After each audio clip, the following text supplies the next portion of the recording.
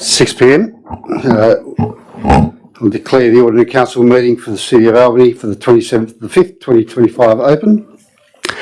I'll just open with a prayer and acknowledgement of traditional owners. Heavenly Father, we thank you for the peace and beauty of this area. Direct and prosper the deliberations of this council for the advancement of the city and the welfare of its people. Amen. We'd also like to acknowledge the Noongar people who are the traditional custodians of the land, and we'd like to pay respects to elders past, present and emerging. Record of apologies and leave of absence, Mr. CEO. Thank you, Mr. Mayor. Good evening, everybody. We have a full house of elected members this evening. No apologies. Thank you for everyone's attendance, and we do not have any leave of absent requests. Special mention. Welcome back, Councillor Cruz. Nice to see you here.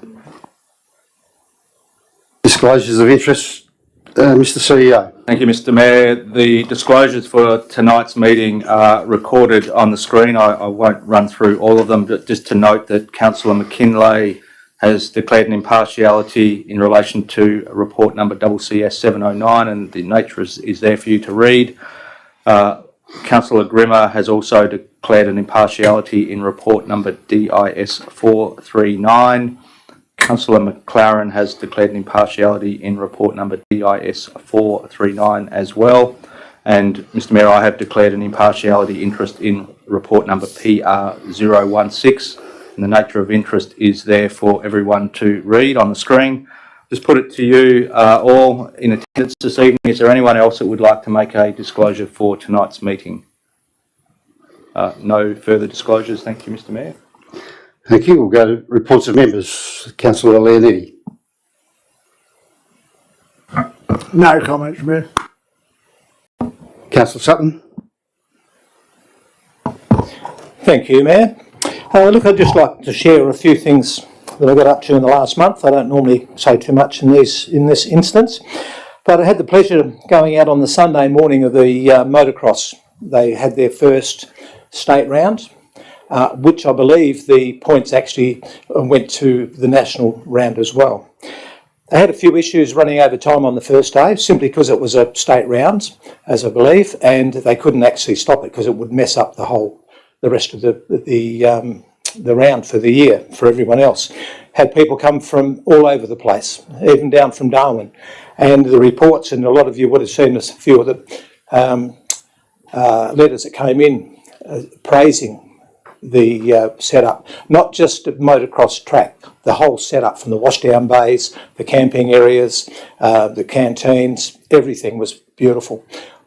Debbie and I went out on the Sunday morning and just absolutely packed. And one of the greatest things was families everywhere, little kids.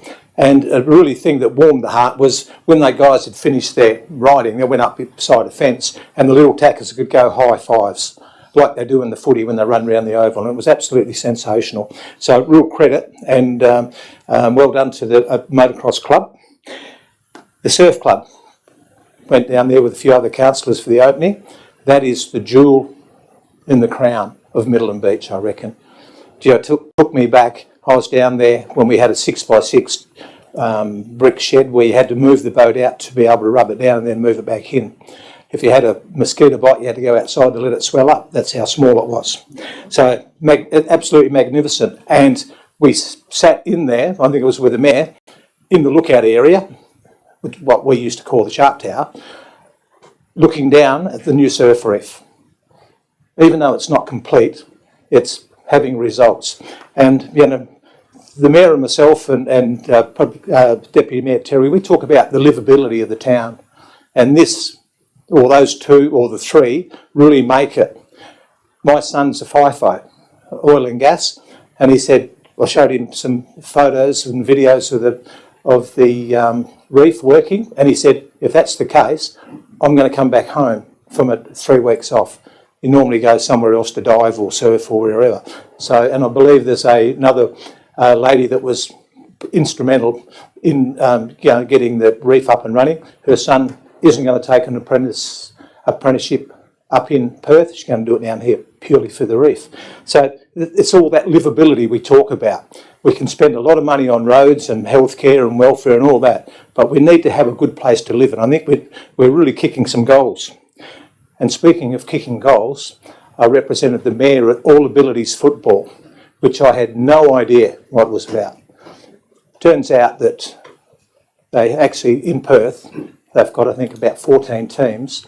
If you're in a wheelchair or you've got either a brain injury or a physical injury, you can go and play footy. And there's some pretty emotional stories where they said that it changed people's lives. And what it really reinforces, Mayor, is that there's so many groups or individuals in our community that are doing a lot of work we don't even know about. So, all in all, it's been a good month. Thank you. Thank you. Councillor Trail.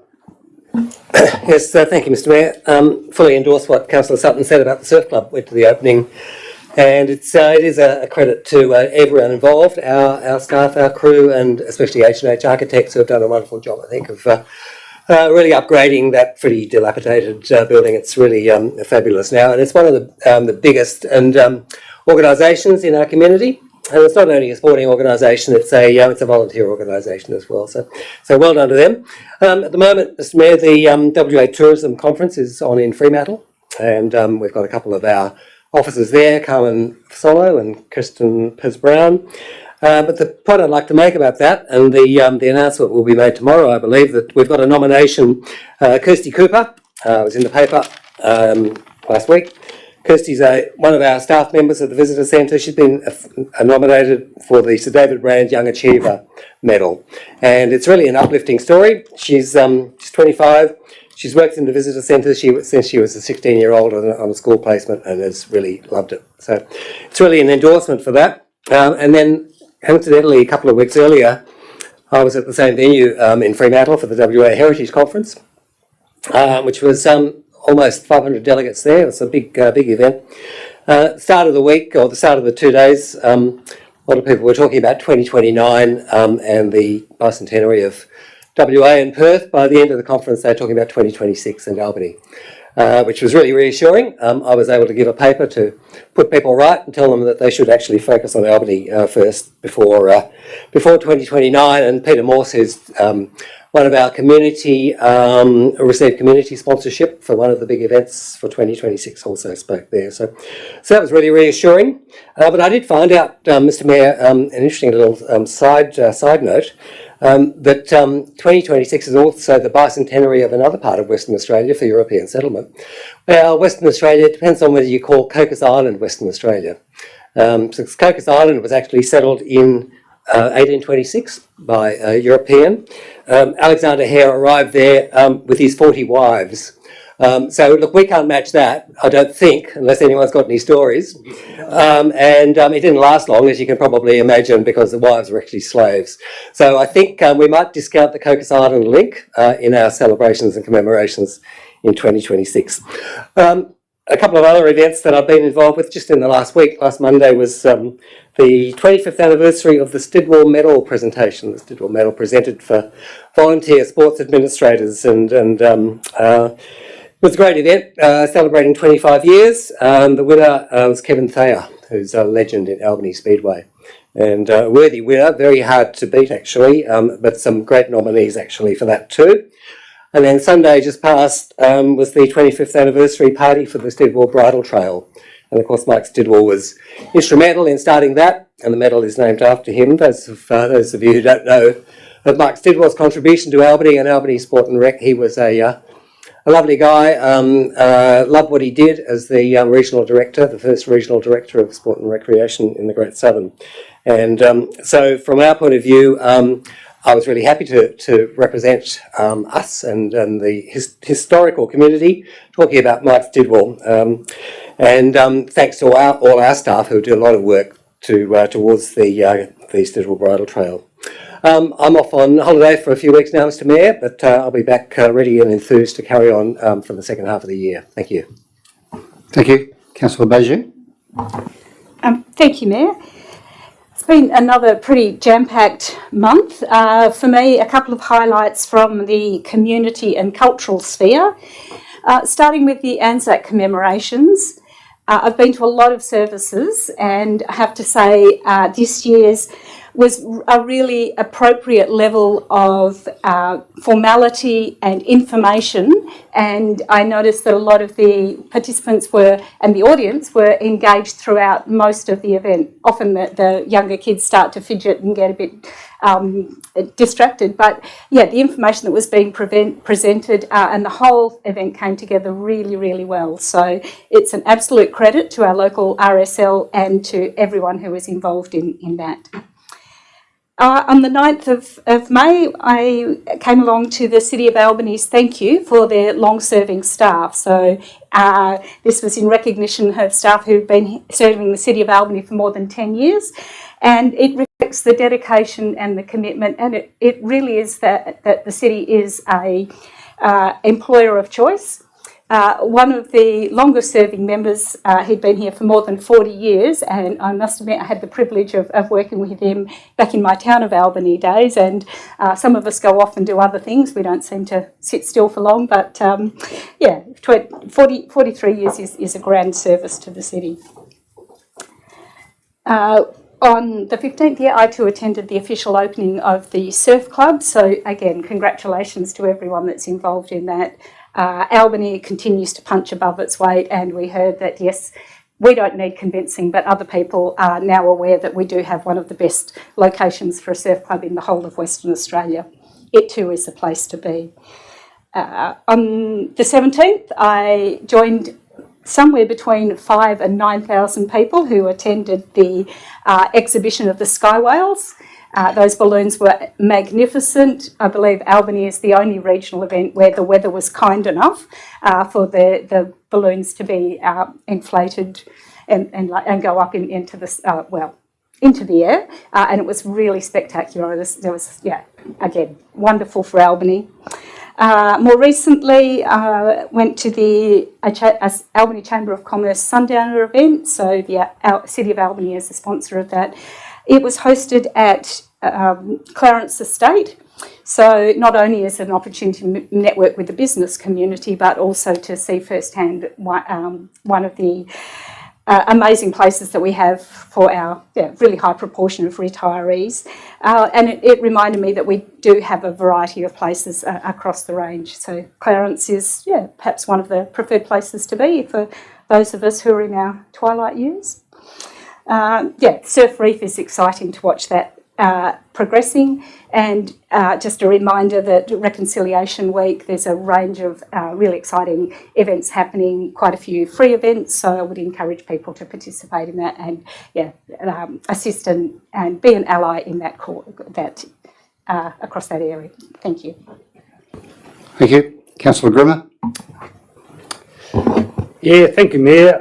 There's quite a few community events I attended, but I thought I'd just mention one, the Anzac Dawn Parade at Bornholm. It was a very personalised dawn parade, and we got a really amusing story about the veterans that got home and actually got a tank donated to them down here, and apparently it didn't have any brakes, and they talked about a couple of stories that this tank got up to, and I probably won't go into too much detail, but it sounds like they did get up to a bit of mischief. But the really good thing is that every year the Bornholm, they mention about the local people and what their contribution to our war effort. So we're very grateful to all of them.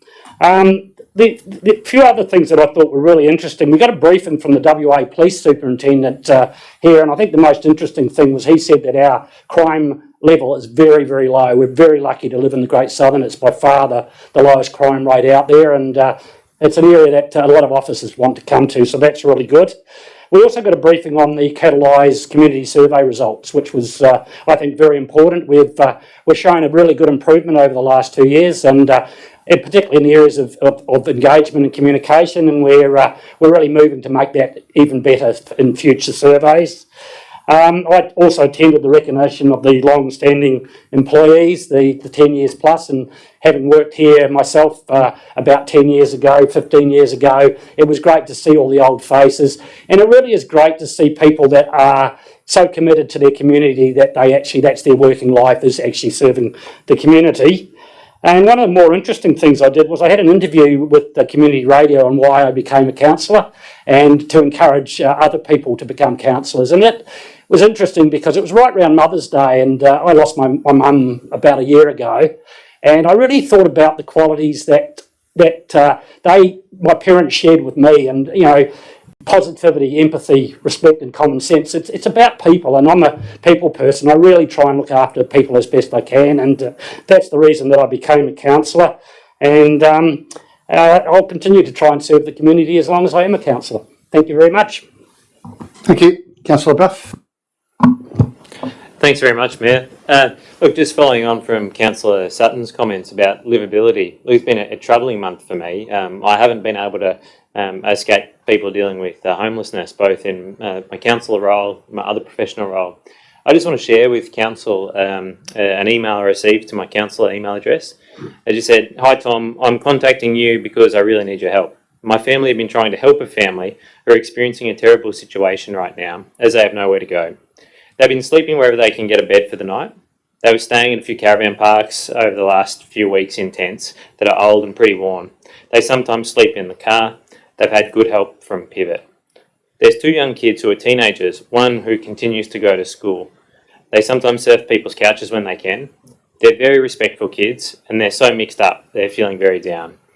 They've pretty much got nothing but the clothes on their backs and are experiencing a lot of stress, worried about the winter time and nowhere to go. Homes West can't help them. Private properties won't take them because there is a big list and there's nothing available for them in the long term. These kids need a stable home and a warm place to stay. I feel so sad for them. There's a lot more to tell you about them. Please contact me so I can explain the situation more. I don't know what's going to happen to them." That's a really sad snapshot. We live in such a wonderful part of the world, and it is very livable. But it was a sobering reminder that it's, some people's livability is really rough. There's no easy solutions. I think individually we can consider volunteering with support organisations. As a council, we can make it less difficult for people to live in alternative forms of accommodation, like sheds or tiny homes, make it easier for homes to be built. And I think as a community, it's worthwhile being sort of mindful that there's value in being charitable to people who have less. Thank you. Thank you. Councillor McKinley. Yeah, thank you, Matt. This last month, the highlight was the Anzac commemorative service. They always do a fantastic job, the local RSL club. It makes you think what sacrifices these servicemen and women made for this country. How proud they were to defend Australia and fight for our freedoms. When they left these shores 80 plus years ago, there was one flag flying proudly on all government buildings, and this is what they fought to defend. Step forward 80 years to present times, and we have 3 different flags flying on government buildings.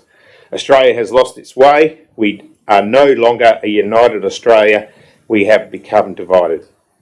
Out of respect for the Anzacs, I will now play the Australian national anthem, and I'm hoping all will stand.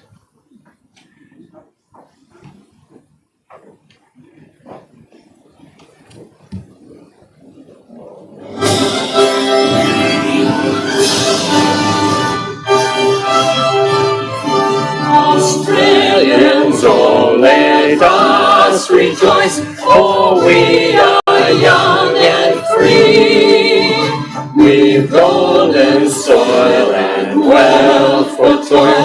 Our home is girt by sea, our land abounds in nature's gifts of beauty rich and rare.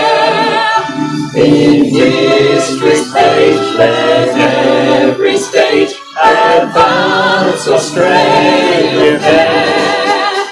In joyful strains that let us sing, advance Australia fair.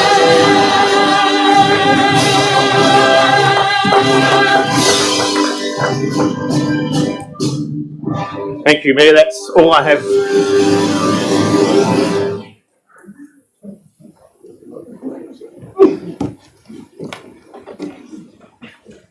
Councillor Terry. Thank you, Mr. Mayor. That was a bit different. A few things I've done over the last month. One thing that hasn't been mentioned today or tonight so far is the Chamber of Commerce Leadership Forum that I attended earlier in the month. And I was really, one of the keynote presentations was done by Joy Talmage from Skylar Early Learning Centre, and she went through her story about how she came to take on ragamuffins and her developing story in relation to Skylar Learning. I'm really looking forward to her opening the new facility up on Pioneer Road sometime, I don't know, July, August, September, whenever it gets ready. One other opening that hasn't been mentioned tonight is the opening of the Waters head office on Sanford Road. A magnificent building, and it's testament to the strength that Brett Joins at Waters has, or his thought process in terms of Albany progressing. To make such a big investment in the building that they've done there is testament to what Albany's future can be. So they've made a significant investment in that building, and I think it's really good for Albany that he is investing his money there, and will build lots of great facilities around Albany. On Sunday we had the US Submariners service. That's a really poignant service to get to, if you can get it to each year. US Navy is represented by their brass that live at Garden Island, or stationed at Garden Island. And the real poignant part of it service is tolling the bell. So for each of this, I think it's 65 submarines that have been lost over the last 120 years that they've been operating, a bell is tolled. And it's a poignant reminder of the loss and the sacrifice that those service people paid the sacrifice and paid for service with the US Navy, and also poignant for our Australian Navy submariners as well. One big thing over the last few days that has really come to light is the surf reef. With the swell that we had on building on Sunday, I managed to get down there late Sunday afternoon, and by chance the mayor came down as well, and the previous mayor was there as well. And lots of other people were there, and there were about 25 people out in the water. Surfing at that time was about a 4 metre, well, in the sound was about 1.5 metres, but they were having a ball out there. And Councillor Sutton talked about livability, and that's building these facilities is all about the livability. And with the motocross track and the mountain bike trails and everything else that we're doing around town, it just adds to the vibrancy and making sure our young people have got more options and more things to do, and also our young adults. Like with the surf reef, one comment I made to Hillseas when I got a boogie board just for my birthday back in March because of the surf reef, is they're going to need to get a whole lot more boogie boards and wetsuits and the like, because there's going to be a lot of demand. Before my time runs out, I just wanted to recognise National Reconciliation Week, started today. The theme for National Reconciliation Week is Bridging Now to Next, and what that means is to reflect on the ongoing connections between past, present and future, and calling on all Australians to step forward together, to look ahead and continue to push forward as past lessons guide us. So, and I don't have a problem with having the Aboriginal flag and the Torres Strait Islander flag in our chambers. Thank you. Thank you. Councillor Cruz. Yes, thank you, Mayor. It's been a while, and I don't have a report as such or nothing about meetings I've attended or community events I've been to, but I did want to give Council an update about my personal circumstances and my husband's health, which, as you mostly know, is the reason for my absences over the past year. It's been just over 11 months since Tim fell ill and was flown to Perth by the Royal Flying Doctors Service. He then spent 6 months in the ICU at the Royal Perth Hospital, which is an extraordinarily long time. He's been transferred to Fiona Stanley. He still requires ventilator support. And he's still a long way from recovery, but happily, we can say he's past the worst of it, which means that the pressure's off us as a family quite a bit. So I'm still spending a lot of time in Perth, travelling weekly, but I wanted to let you know that I'm really keen to get back to regularly attending meetings. I'll try to be here in chambers, but I might sometimes have to attend remotely. I'm not sure yet, but I might at the next meeting apply again for a leave of absence, but it will be just to cover me for emergencies, which I hope you'll consider. I also want to thank you all for being so understanding over the last difficult period for our family, and I especially want to thank our Mayor and our CEO. They've been keeping in touch with me regularly, which has been really nice and has helped to make me feel included and supported. And as I said earlier, still a long way to go, but Tim's in remarkably good spirits, and we're all hopeful he'll continue to improve. And I'm really hopeful that I'll be able to spend a lot more time sitting in this chair. Thanks.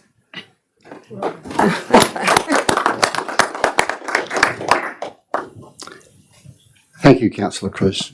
Councillor McLaren.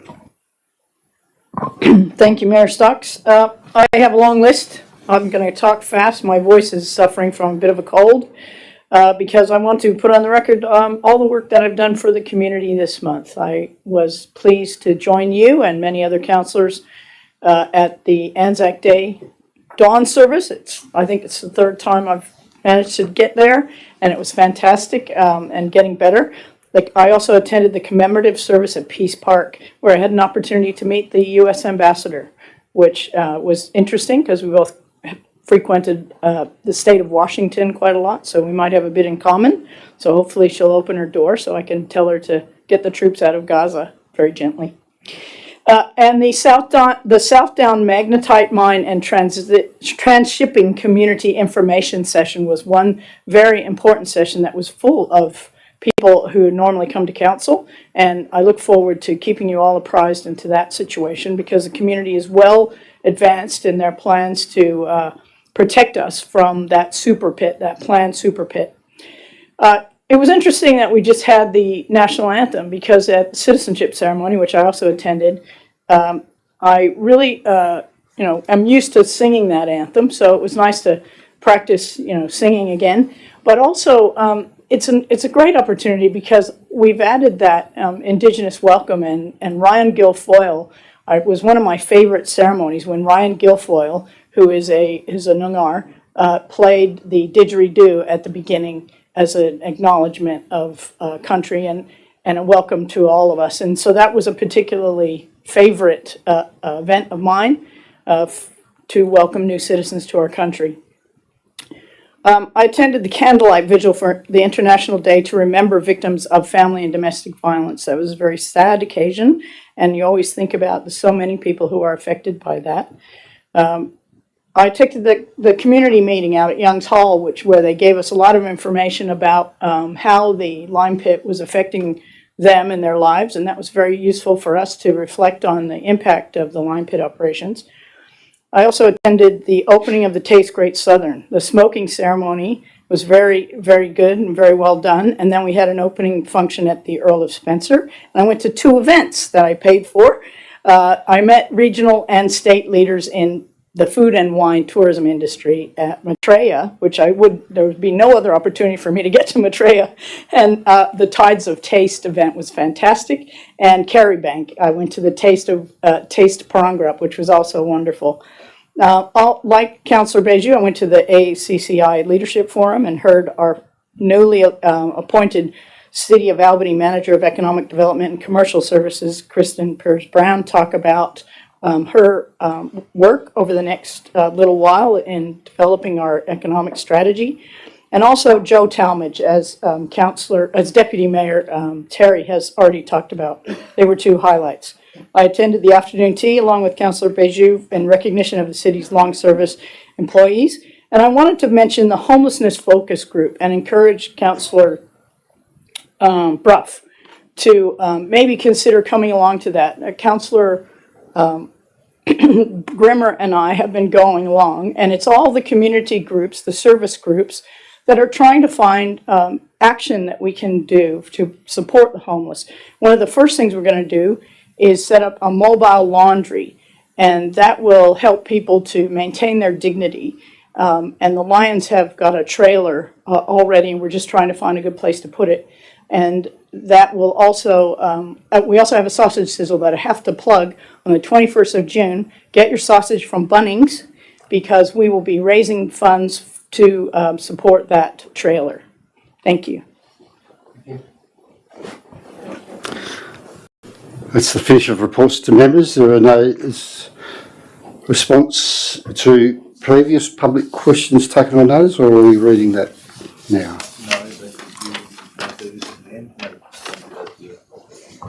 At the end of what? Okay. So, public question time. There are a number of people who wish to speak, mainly on two items, DIS 439 and CCS 709. Most people will know the drill. There's a 4-minute period for you to talk.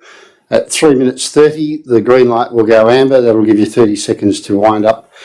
And at the red light, your contribution to the debate tonight, or your contribution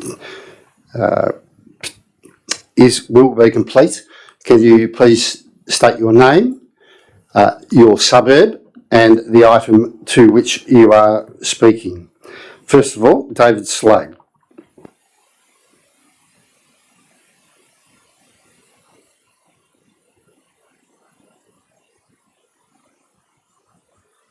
Just push, that's it. Okay, sorry, thank you very much for the Albany Town Council for hearing. Now, I just want to talk on the lime pit opening hours. Now, I won't talk on that much, but I will tell you why lime is important for the hinterland of Albany. So, most of the soils around Albany are acidic, and they need lime to bring the pH up. Now, if you're growing crops at the moment with 4.5 million tonnes a week going to Albany, so without the lime to support these crops, there wouldn't be any crops grown because it wouldn't be viable. So basically, if your pH drops to 4.5 to 4.2, you're going to lose a tonne to the hectare, which is your profit margin. So people wouldn't be growing crops without the. I personally, we pull in about 3,000 tonne of lime from the west coast. Now that's a lot of road miles. That's 300 kilometres there and 300 kilometres back again, because we can't get lime locally. Now the lime out of Torbay is a limestone, which is far superior to lime sand, which is far more reactive and a better lime. Now there's only so many truck movements out there, so it restricts it. So with a couple of thousand tonne, 2,000 or 3,000 tonne just on my farm alone, another farm, that adds up to a lot of tonnes of lime. Now, you might say why it's important. It's important to Albany. You've got all the machinery agents, you've got all the truckies, you've got all the businesses around town. I don't know the actual stats, but the farming industry is extremely important to Albany. Without the farming industry and this crop grown, it wouldn't be nowhere near as strong.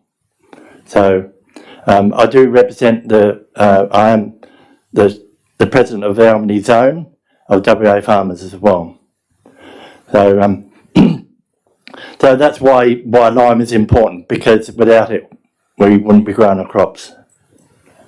So yeah, so that's about it from me. Thank you very much. Mark Adams.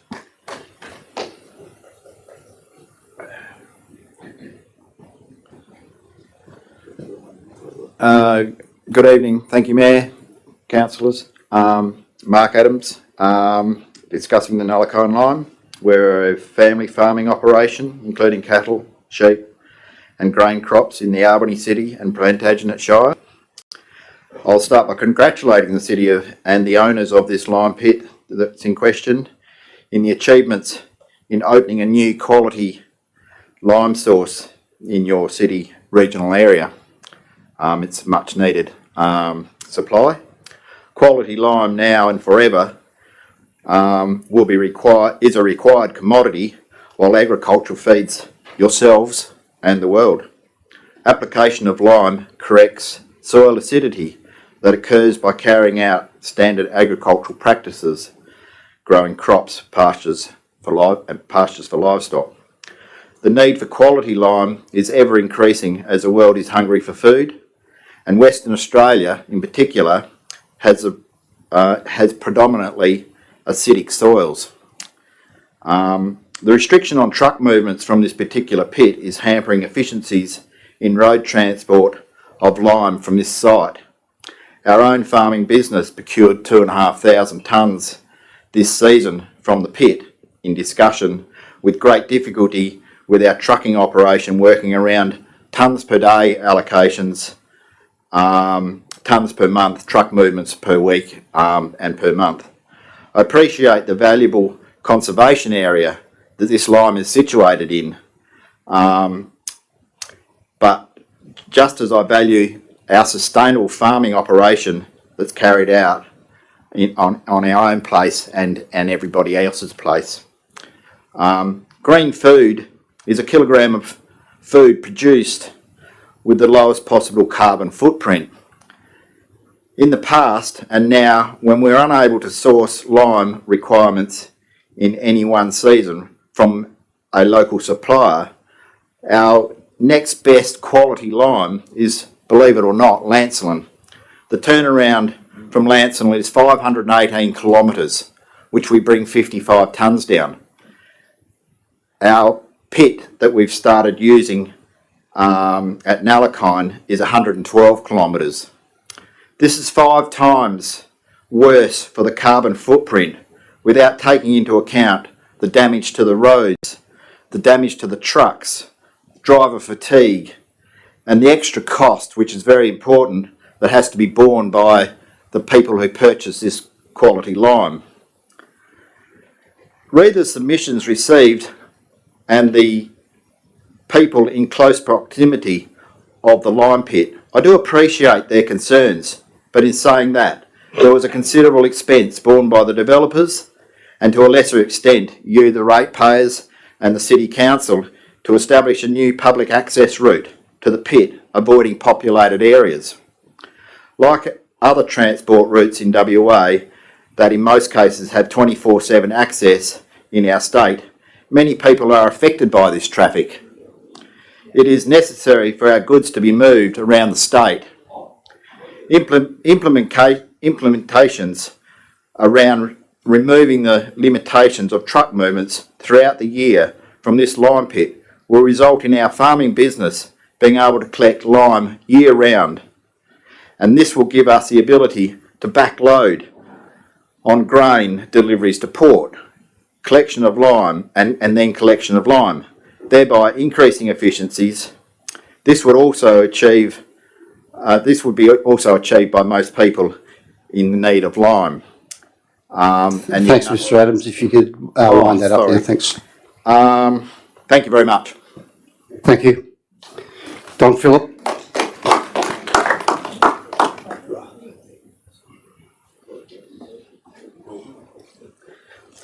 Thank you, Mr. Mayor, councillors. Thank you for the opportunity. Don Phillips, Frensham Bay Road, Robinson. The item I'd like to speak to is the Rose Gardens Caravan Park. Now, the city is largely responsible for what's happened there. We've lost Oyster Harbour. It's become a lifestyle village. Frensham Bay Caravan Park, a new development proposed for that cosy corner, is long gone. I'd like to congratulate Councillors Sutton and McLaren for being upstanding for the people at Rose Gardens. Well done. Councillor Sutton's statement about the tenants paying rent for the last 25 years and now they're threatened with an eviction. It says it all. Now, there's no compulsion for the City of Albany to change the lease. The lease is in place until 2041. Leave it alone. You change it, the owner profits, the RAC redevelops, and you displace people. Now, the Salary and Allowances Tribunal has been rather generous to a Band 1 council, which we are. Mayor, councillors, even senior staff, generous allowances. The CEO now is good for $440,000 a year, $8,500 a week. I feel sorry for the Premier. Now, back to the caravan park.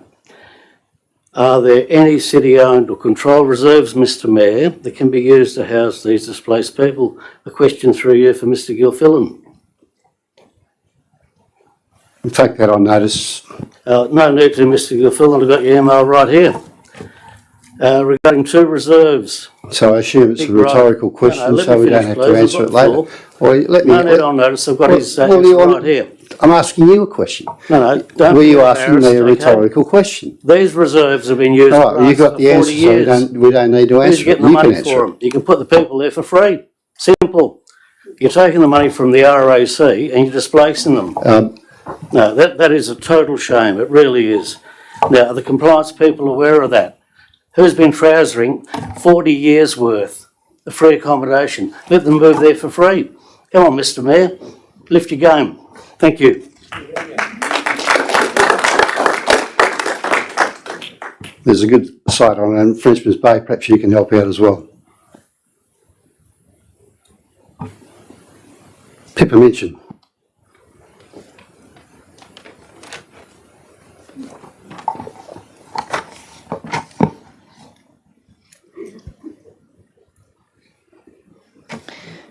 Pippa mentioned Emu Point, Rose Gardens, Caravan Park. Councillors and Mayor, thank you so far for what has been done. However, we still seem to be going over the same points without much resolve. The only thing in the added addendum that has changed since the last meeting is the RAC extension of time until January 31st. Please be aware that December and January are the busiest times in the park, and this continues through until after Easter, and nothing could be removed in this time period. Panorama have stated it is unlikely they will be ready to take people by January 31st. Their planning stage is estimated to take until the end of November, and then they will submit development plans to council. Once approved, only then can site work start.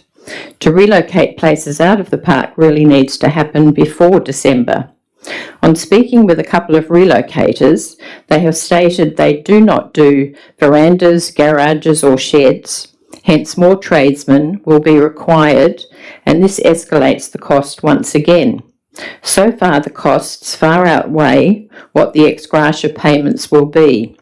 In the addendum, it stated that a local relocator estimated the cost to be around $25,000 depending on the dwelling.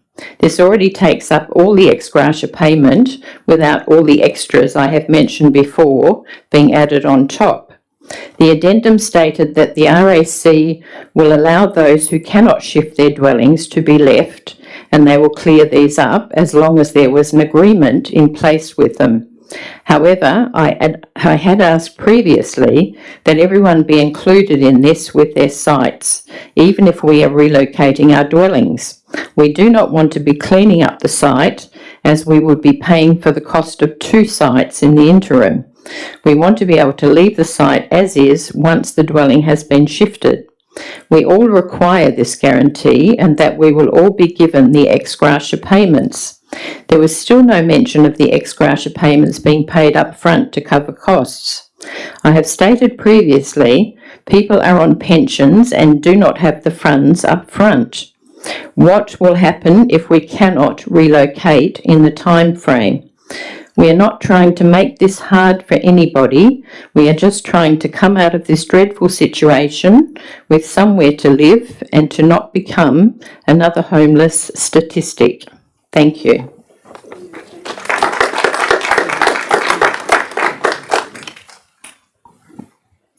Robin Bollard.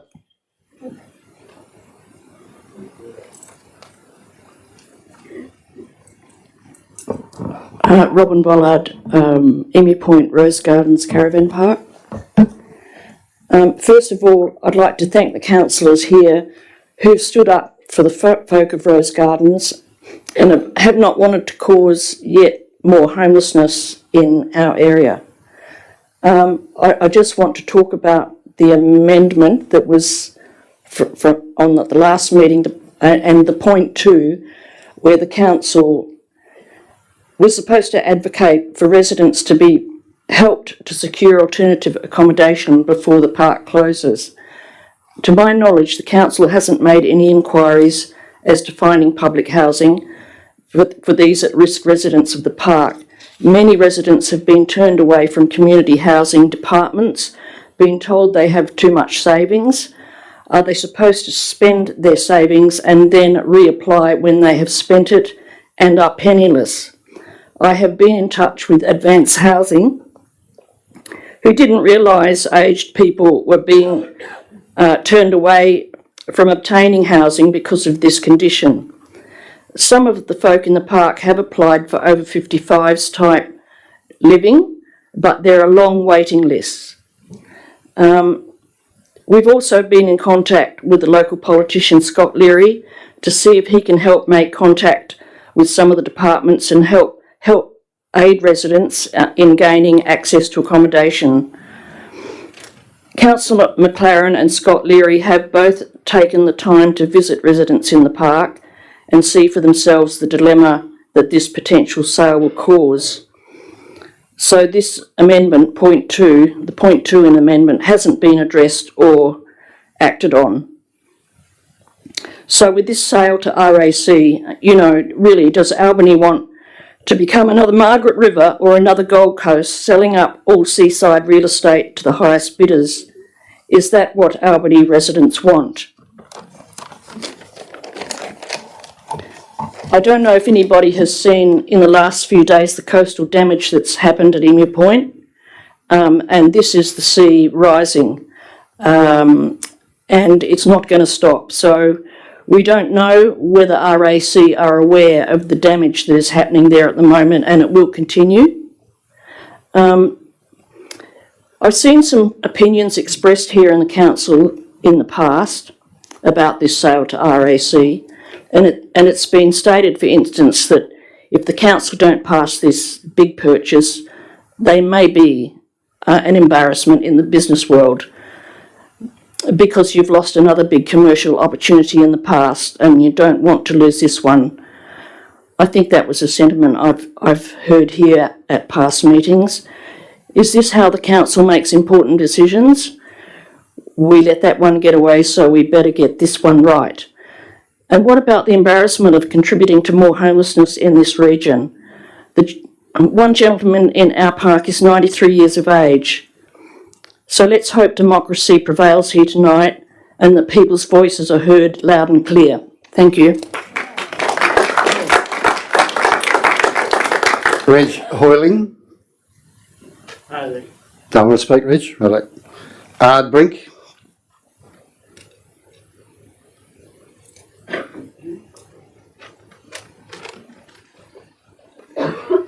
Thank you, Mayor. Thank you, Council. My name is Ard Brink and I live in Lowlands. We live very close to the Nelakai wilderness. Item that you're referring to? The item I refer to is the lime pit. I live very close to the Nelakai Wilderness Estate, and when we first moved there, we thought that was a good thing because it was all about the environment. Then, to our shock, in 2009, the owner of the lots proposed to do a lime pit and wanted to do mining. Luckily for us, the council was in unanimous agreement to oppose it. Then some years later, the proponent came back and we were again lucky. The council was unanimously against it. But then the State Administrative Tribunal found a way through some scheming with lawyers to make it go ahead, but under very strict conditions. Now, we had to accept that, and we expected that the proponent would have to accept those conditions. However, and in fact, the City of Albany, in a letter following this decision, made it very clear that they would be very diligent in making sure that the proponent would adhere to those conditions.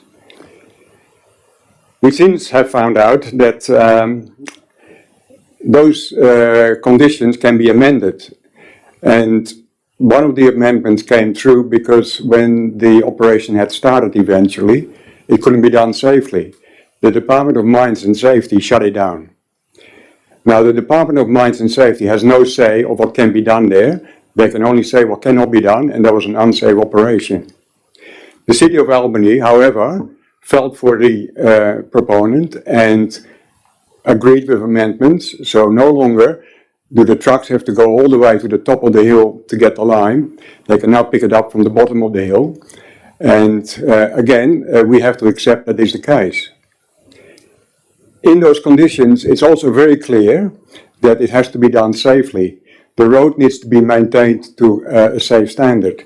And in the recent community meeting we had, it became very obvious and very clear that trucks are speeding, the road is not up to standard, and I really implore council and staff to make sure that that is really done, that you make sure that these conditions are adhered to.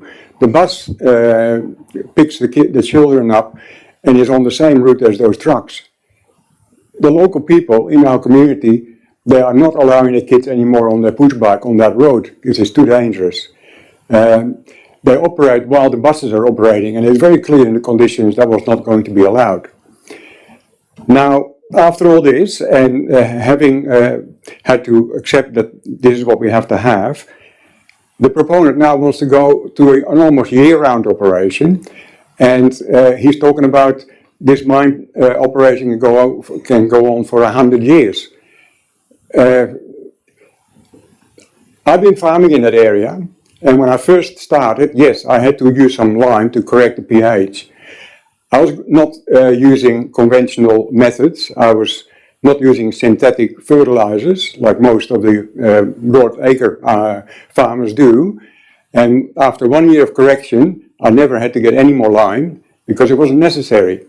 And I've been to conferences where people who do broad acre farming, and they do it biodynamically, so they don't use those synthetic fertilizers, they are successful. Thank you. Mr. Brink, I'll just make a correction on your point about the road. It was built to the engineering standards specified. As to the speeding, well, that's a contestable issue, I agree. Andy Smith.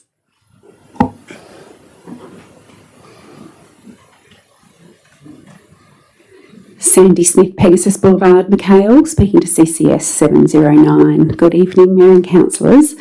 I just wanted to say tonight, most of you have heard me speak a number of times over the last few months regarding the Rose Gardens issue, and I just want to give you my appreciation for listening, but also in your very empathetic and compassionate responses. I know that the city have tried very, very hard to shift the dial of the conditions that the Rose Gardens residents are facing, and I hope that you will continue to do so until they have alternate accommodation. We've had quite a bit of talk tonight about homelessness in our city and opposed to livability, and the people have had really good livability to some standards in a bit of a rundown park, but they need rehousing, and it's been terrific how you've shown your support that can happen, and hopefully we'll get some even better outcomes from tonight. And the final thing I wanted to say was, Councillor McKinley, I'm not sure if you realise that that was the old version of the national anthem, or whether that was intentional. Sandra Swain. David McIntosh.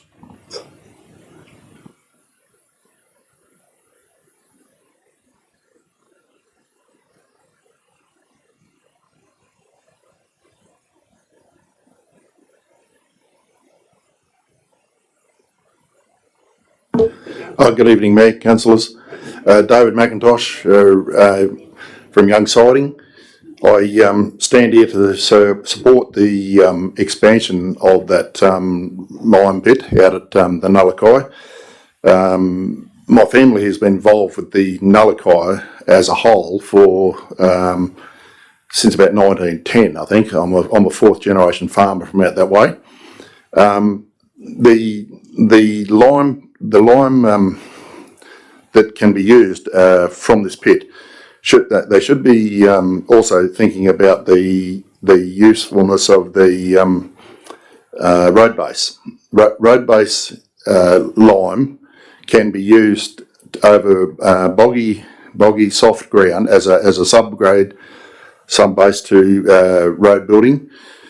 And in the couple of wet years, a couple of years ago, we had a wet year out that way. The city were bringing lime rubble out to repair badly damaged roads. They were laying down lime in the winter time to keep the road passable, and then in the summertime they came back and resheeted with gravel, which everything's standing up very well as far as I'm aware. Just as a bit of a reference, when I can remember when Hanrahan Road, everybody's familiar with Hanrahan Road. When Hanrahan Road was first built, I can still remember the amount of lime rubble that was brought in to build the base of that whole road. Now that road has stood up very well over years and years and years of road trains down to the port, and lots of public town people, whatever, have used that road really well. And that was built on a limestone road base. When my father subdivided land on the Nullagine, he wanted to keep his two potato swamps, one at the start of the Nullagine and one just down near the electric gate. And at the time, a lime pit was developed on the Nullagine to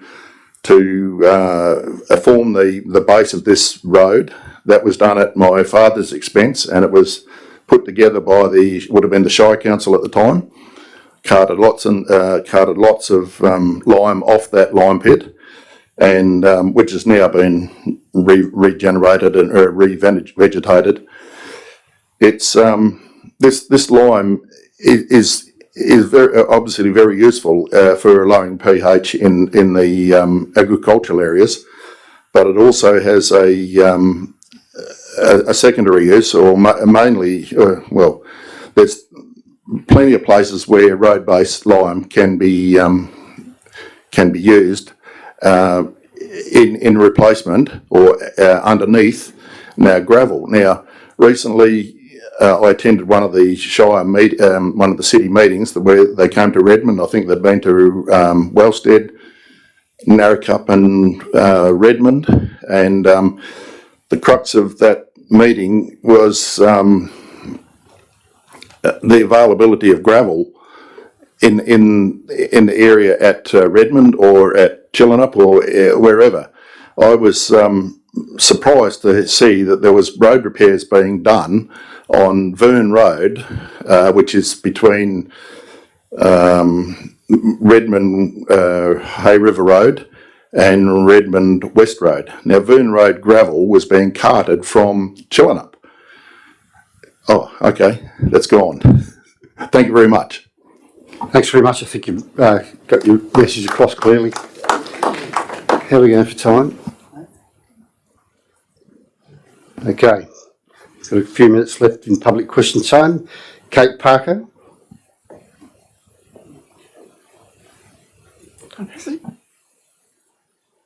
Perhaps should have left it. Okay. Kate Parker, I live in Glenhow. I'm here on behalf of the people who are about to lose their homes at Emu Point Caravan Park, Rose Gardens.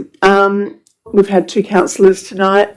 You've already spoken, councillor, about homelessness, and we're about to see some more, possibly, which I think is a real shame in this day and age. I think it's disgraceful, and shame on anyone who has anything to do with it. Councillor, I think you're right. Australia has lost its way, but I think it's lost its way with greed and not caring for our fellow human beings. Surely within the entirety of Albany, there must be some land somewhere that can be leased for these people that have to move these houses, transportables. They have to be moved apparently because they are transportables and they can be moved. So there must be something that can be done for these people. Putting yourself in a situation to be homeless at this time of your life, I think you all really need to have a good hard think about that. Michael Pemberton. Michael?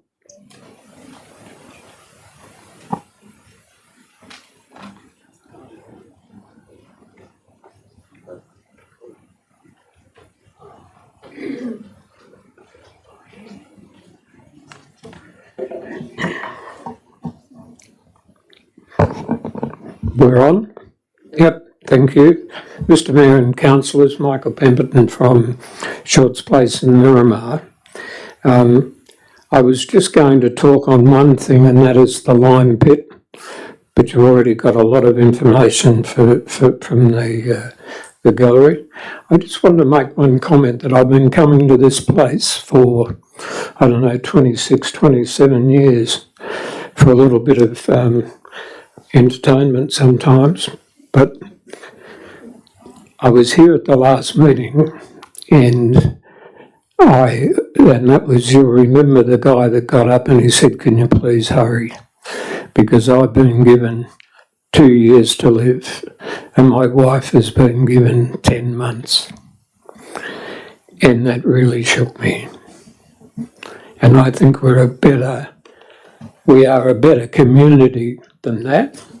And surely to God, the RAC should be the same. Okay, if I can quickly go onto the lime pit.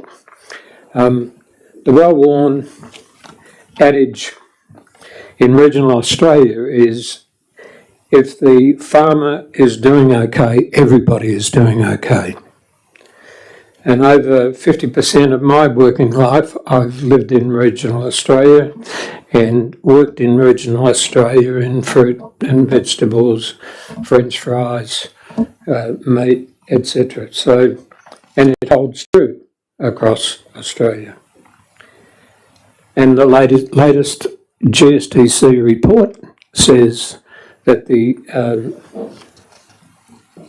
industry of agriculture keeps this place going, and it's the major contributor in terms of dollars and cents, and also looks after 16% of the employers. The farmers are constantly looking for innovation and reduction of inputs, and that doesn't matter whether it is grain, livestock, fruit, vegetables, dairy. They're forever trying to find a cheaper way for inputs. New seed varieties, new machinery, cost savings into inputs keeps the farmer one step ahead of the sheriff. And lime is one of those inputs that makes the farmer more efficient, and particularly when it is sourced locally. We've heard tonight that lime is one of the major sources of improving yields and crops growing to their full potential.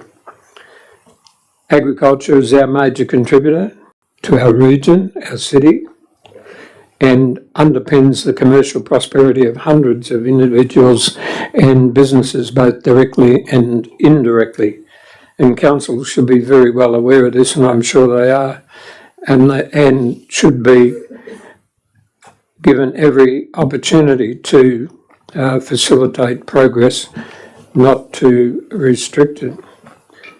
One of the comments when you look at the lime pit is that that is about the only business that I know of in my short journey in life that's been told that they can only have 50,000 tonnes pulled out of there, and then the other thing is that they can only operate 4 months a year. So if you go and have a look in the businesses that you're obviously in and apply the same sort of restraints, oh my God, sorry about that, you'd all go broke. So what I'm sort of saying to you is that you should. I noticed you've talked to the residents, and that's good. It might be time to talk to the Western Australian Farmers Federation as well. Thank you. Thank you. I have an additional question which was sent in via email with a request that I put to the meeting. So I will do so. It's from Phil Harding from 5 Muttonbird Road, Ellicott. It says, "Good evening, Council. The bitumen track at the Albany Motorsport Park is under construction. It is advertised that this track will be used for non-race events and driver training. Drifting is a motorsport activity whereby vehicles are driven at speed around bends whilst spinning the wheels in a controlled slide. Drifting emits significant noise and smoke emissions.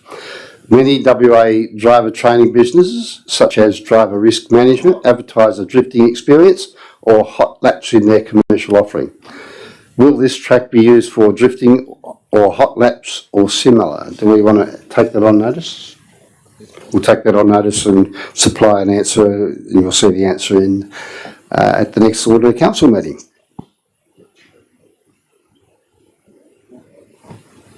We'll move on to applications for leave of absence. Thank you, Mr. Mayor. We've had no leave requests. I'll just put that to elected members. Is anyone wishing to make a request for leave of absence tonight? No, thank you, Mr. Mayor. There are no petitions and deputations. Confirmation of the minutes. The draft motion is that the minutes of the ordinary council meeting held on the 22nd of April 2025 as previously distributed be confirmed as a true and accurate record of proceedings. Someone to move, please. Councillor Trail, Deputy Mayor Terry, Councillor Trail, Deputy Mayor Terry. Anyone wish to speak against? If not, all those in favour? Carried 11-0. Presentations, there are nil. Unresolved business from a previous meeting, obviously CCS 709 was carried over, which we will be dealing with shortly. And can I have the agreement of the council that we bring DIS 439 through as the second item that we will deal with, so that those that are in attendance can have their issues dealt with? Any objection? Okay, we'll do that. So CCS 709, surrender a new replacement lease, final approval, Rose Gardens Beachside Holiday Park portion of reserve 22698 Emu Point. Before I read the recommendation, there has been some movement since the last council meeting. There was a request from the council for the Mayor and the CEO to negotiate with Redwood and RAC Tourism Assets.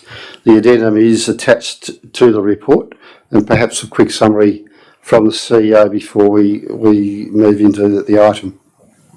Thank you, Mr. Mayor, and elected members. Just on your behalf, we took on board feedback from the deferral of this item that would come back for your consideration tonight, and I'd just like to thank the Mayor for his advocacy and the staff. So we've had a number of meetings with both Redwood and RAC to advocate for better outcomes on behalf of the permanent tenants that are living within the park at the moment. And the addendum provides you with a summary of some of those changes that we have been able to advocate for better outcomes on behalf of the permanent residents. So one, the relocation costs. There is potential benefit in existing operators that have done relocation for the existing operators, so being Redwood, and through economies of scale we are potentially able to get a better cost for those residents that are looking to relocate their park homes to another caravan park. And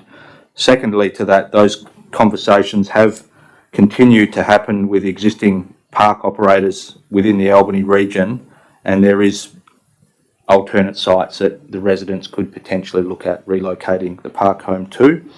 And the city will continue those discussions, and that's outlined in the addendum. And then thirdly, one of the bigger benefits is the ex gratia payment condition was previously imposed that anyone that was moving from the park would have to actually leave vacant possession. So in other words, to get the ex gratia payment, they would have to remove their existing park home to get eligibility to the ex gratia payment.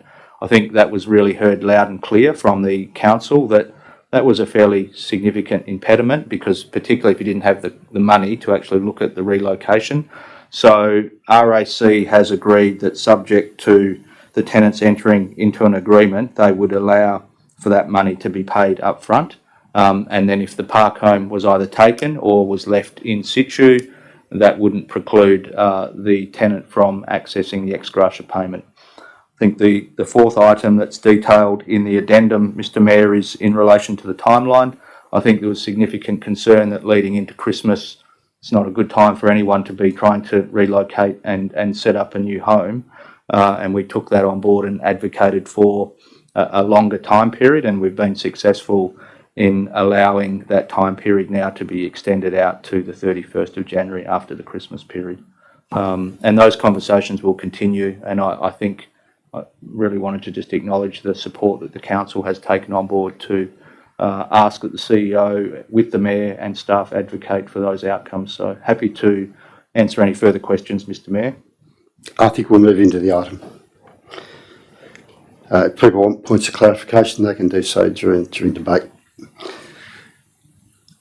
The office authorising officer recommendation for CCS 709 is that the council grants the final approval for the surrender of the current lease to Redwood Proprietary Limited and the new replacement lease to RAC Tourism Assets Proprietary Limited over a portion of Crown Reserve 22698 Emu Point, consistent with the previous resolution of 22nd of October 24, and as detailed in paragraph 20 of this report. And this decision considers all submissions received during the advertising period. So I have a mover. Mr Mayor, just a point of order before we start on that. Is paragraph 20 the correct paragraph in that item, or because I'm thinking it should be perhaps paragraph 17? Is that right? Is that what we're referring to? Probably not. Correct. That Mr Mayor, that is correct. Should be. Thank you. It should. The correction is paragraph 17. Is the Paragraph 17, the table. So can we just amend that, please? Thank you, Councillor Child. Our wordsmith. Thank you. Do I have a mover? Councillor Sutton. Seconder. Councillor McKinley. Councillor Sutton.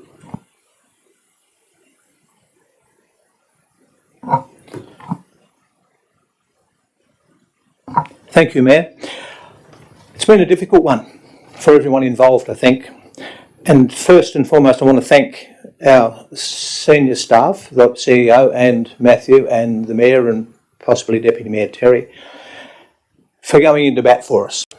We all know that at the last meeting, I certainly wasn't happy with the arrangement, and we were given a list, if you like, of the concerns, and with the addendum attached, I think we have done what we can. I think we've got to keep in mind that if Redwood wanted to do a development, they could do the same thing, and there's nowhere to go. I was a bit surprised that actually RAC and Redwood negotiated as they did. When I put the procedural motion up to lay it on the table, I thought that might add a bit of pressure to them, and hopefully it did. But look, I don't think we can do any more than we can. There are those things that were listed with, the time, the ex gratia payment, the moving of the houses. There is a guy in town, Frank Burns, if anyone wants his number, that wants the removal price. He did our cafe and did a very good job and a good price. So I think for what we've done, we can't do any more. So I think we've come to the end of the road. As sad as it is, as people have to move, we can still keep advocating for them and doing our best. And if we can, development applications come in to actually have sites available for them, then I'd be really, really disappointed if we couldn't do that. But as it sits, I'm happy to actually get an agreement that there is, the ex gratia payment, for instance, not leaving the site cleared, and that's a big impost. So we've actually reduced that for the people involved. So, councillors, unfortunately, I think we've got to pass this. Thank you. Councillor McKinley. No, I think Councillor Sutton nailed it, so nothing further to add. Yeah. Anyone wish to speak against? Councillor McLaren. Thank you, Mayor. I'm going to speak in a critical fashion about this because I think we need to know what it is that we're doing. I think it is, as Councillor Sutton said, a step forward. You know, definitely the extra month that we had was a great thing. And when we first heard about this, we thought there wasn't much room for us to move. We thought it was just a simple transference of a lease. But when we reflected on the social impact of that, we thought, there's something not quite right about this, and maybe there is something we can do. So I think I commend you for the procedural motion, which gave us that time. I attempted last month to put us in a position of support for the tenants that are at risk of homelessness, because there's no one around this table that wants to put people into homelessness. In fact, what we all struggle to do is figure out how we're going to, as a council, avoid any more people falling into homelessness and support those who currently face homelessness. You've heard me before speak about the by name list and the way that we can move forward to helping people to maintain their accommodation. And this is a very poignant time for us. If we moved forward as a council and supported the local service clubs that are working to end homelessness and all the homeless support services like Anglicare, for example, and advanced housing, for example, and put together that group and played our role in ending homelessness by maybe hosting the by name list as the city of Geraldton does, then we could be in a position where we could take the concerns that the residents are bringing to us and say, okay, we get it. You're being evicted, but we have a way to help you to find accommodation.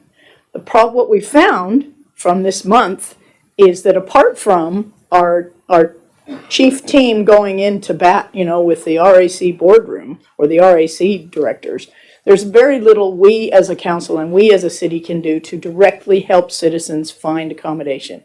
And I feel like we need to step up, and next month on the agenda or sometime in the future, I will be calling for us to step up into that space. Because not only do we not have homes, as is evident, not only we don't have a coordinated service group that can identify the homeless and house them, Albany can have zero homelessness. I firmly believe that. We've seen it happen in other cities our size. We could do it, but we have to be a part of that initiation. And I say we use this as an opportunity to springboard us into action, to take more direct action to help people who are experiencing homelessness. We have identified 11 by name right now who are at risk of that. Can we house them? Yeah, I think we can. I think we can. But I want to thank you for going to bat for us. I know that the mayor in particular and the CEO have gone into bat for us in a way that we couldn't have happened if this council hadn't last month said, no, we're not going to do this. So I thank you for that. You've taken us forward, but I'm saying there's more to do. Now, I'm not going to oppose this today because I think we have to agree to this stage of the lease, but I am asking you all to stay with me and keep working to try to help these people find homes so that we don't put them into homelessness. Speaker 4. Councillor Gloomer. Yeah, thank you, Mayor. Look, and thank you very much to Councillor McLaren. I totally agree. This is an opportunity for us. I think we've done as much as we can, and we have to get this lease through. It's an administrative matter, but we can't just walk away and say, well, didn't we do well over the last month? We've got to house these people. We absolutely have to house these people. They're at a later stage of their life, and this must be so stressful. And if we can't show them the empathy and the kindness to actually help them out, there's something wrong with us. So while I'm quite happy to vote, because this lease does need to occur, and I'm quite happy with RAC, they've made some quite good concessions, and I really do thank our administration and also our fellow councillors for actually sitting on this and making this happen. I think it's really important. But I think it's really important that, and look, it's my fault I've been a bit busy. I will be out to the park myself fairly shortly to see what's going on there. We need to continue to help. So while I'm happy to pass this lease, we as a council, we haven't finished this business yet, and we do need to do our best to make sure that we house anybody that needs it from this, from being evicted from the park. Thank you. I'll open it up to speakers for and against. Anyone? Deputy Mayor Terry. Thank you, Mayor. Look, on my almost 10 years on council, this would have to be the most difficult decision in a way, because we're all well aware of the impacts that it's having on the residents that have been long-term residents at the Rose Gardens Caravan Park. And I thank Councillor McLaren for crafting her amendment that she put to us last month, and then obviously having a procedural motion to allow the Mayor and the CEO to negotiate with Redwood and RAC to come to the party more to help the residents of the caravan park. And it's good to see that those improvements to the offer have come forward. But I'd also just like to recognise to the people here tonight that with what Pippa said and Robin as well, acknowledging that there will be extra costs involved in dismantling the houses, the park homes, and also to reinstate as well. And that $25,000 from RAC is probably not going to go, well, hopefully go a long way towards those costs, but it might not. And that's the difficulty I think with that we're all struggling with. And Councillor Sutton also made the point that the harsh reality also is that if we do decline this lease and just keep it going to Redwood, they could turn around. I made this point at the committee meeting back in March or April, whenever it was. Yep, that they could just turn around and do exactly the same thing and redevelop the park. And I would probably suggest that if they did that, Redwood may not be as accommodating as what RAC have been in this. So it may be a worse outcome for the residents. I also pick up on what Robin said about the council advocating for our other housing options. So in this time period between now and when people need to leave, I hope that we can help those people and with the agencies and also with the local member. Robin mentioned about Scott Leary coming out and helping out. Hopefully between all of us we can try and help these people to find alternative accommodation options if going into another park home in another caravan park is not an option for them. I think I'll just leave it at that. It is a hard decision. We are fully cognizant of the stresses that it's put on people, but I am going to support it. But we can do more. Thank you. Thank you. Anyone else speaking for or against? Councillor Leonetti. Thank you, Chair. This ain't really a for or against, but a little while ago I emailed Paul about having caravan parks, having a caravan accommodation in the backyard on your house. And Paul said if I understood it right, we can do it as long as we get approval. That could be a way out, like Councillor Lynn and the boys were saying. I know it's not fix up, but it could be a way out for these people just for short term until we can find something. If we advertise and let them know. Thank you. Do you want to clarify that? You're allowed to.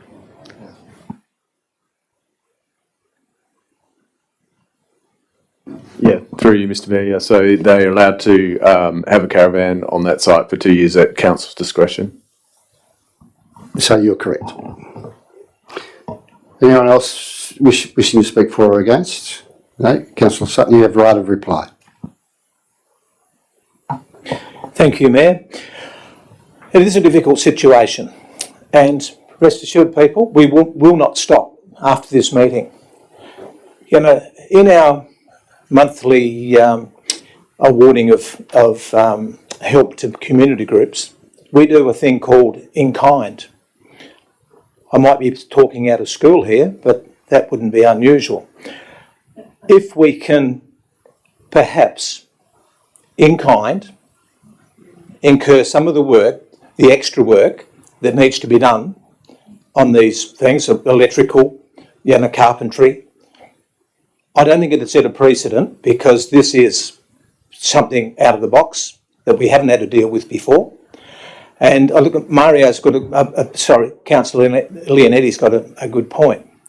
And look, there's plenty of places around, and I've got 8 acres. If someone was stuck for a few months, not long term, I would be happy to let them bring their caravan out to home. It's 40 odd k's out, amongst the blue gums and the birds. So if we all chip in and keep exploring, we will find a solution. But please, don't think because we're voting for it tonight, the story's finished. It hasn't. And councillors, I'll urge you all to stay the journey and let's get it done. Thank you. That closes debate. I'll ask you to vote. All those in favour? Carried 11-0.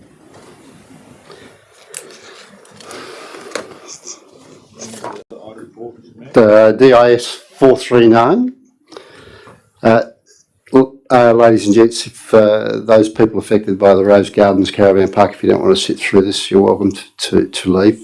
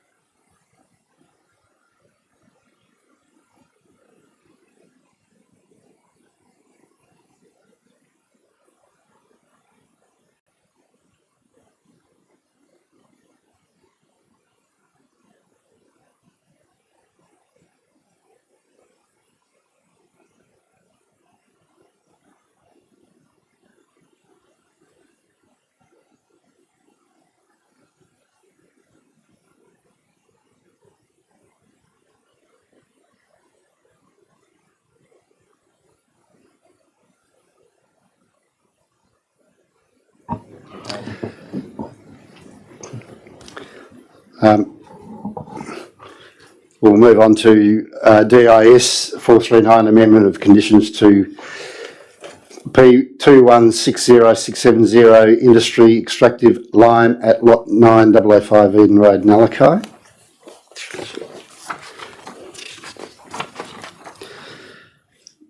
I'm not going to read. I'll take most of the reasons as read, but I'll open with the opening paragraph, and that is that Council resolves to issue a notice of refusal for development application P2240364, seeking amendment of condition 4 and deletion of condition 17 of P2160670 for industry extractive lime at lot 9005 Eden Road, Nalakai, for the following reasons. And there are 4 reasons, and part 1 has quite a number of things in it. Do you want me to read the rest of those reasons? I think we can take them as read. So I have a mover. Deputy Mayor Terry, seconder Councillor Trail. Deputy Mayor Terry. Thank you, Mr. Mayor. This is another difficult issue for us to deal with, and one that's been going for many, many years. First of all, I would like to thank the officers for the report that's been written. I think it's a really good report and very comprehensive, with all the issues that have been identified through the assessment of this issue. Part of that is whether we classify this as a new application or an amendment to an existing. I'm taking this as it's an amendment to an existing. So the reasons that have been put by the officers for refusal, I think, are very valid, and I just want to touch on a few of those. I talked about at the committee meeting, read the amenity of the locality. Prior to this development, it was a very quiet area. The roads were even gravel roads, and there's hardly any traffic. Obviously, the roads have been built. We've got the trucks going through there. At the community meeting, we heard from lots of residents and through the submissions about the impact that it's had on their amenity for the area, and significant social impacts on the development.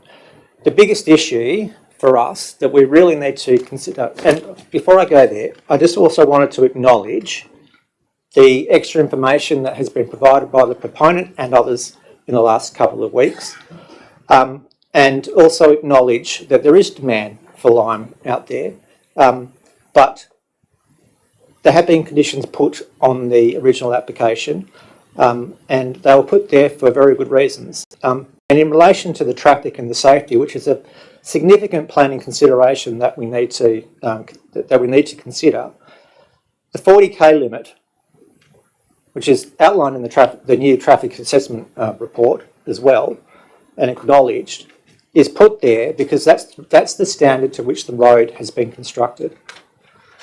We have traffic counters, and those traffic counters also get the speed of the trucks.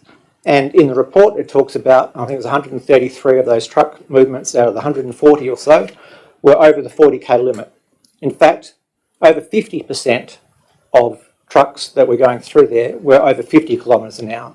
That has a significant safety impact on the residents that go there, that live in the locality. At the committee meeting, we talked about the school bus routes, and have been confirmed that the school bus does pick up and drop off at about 7:40 in the morning.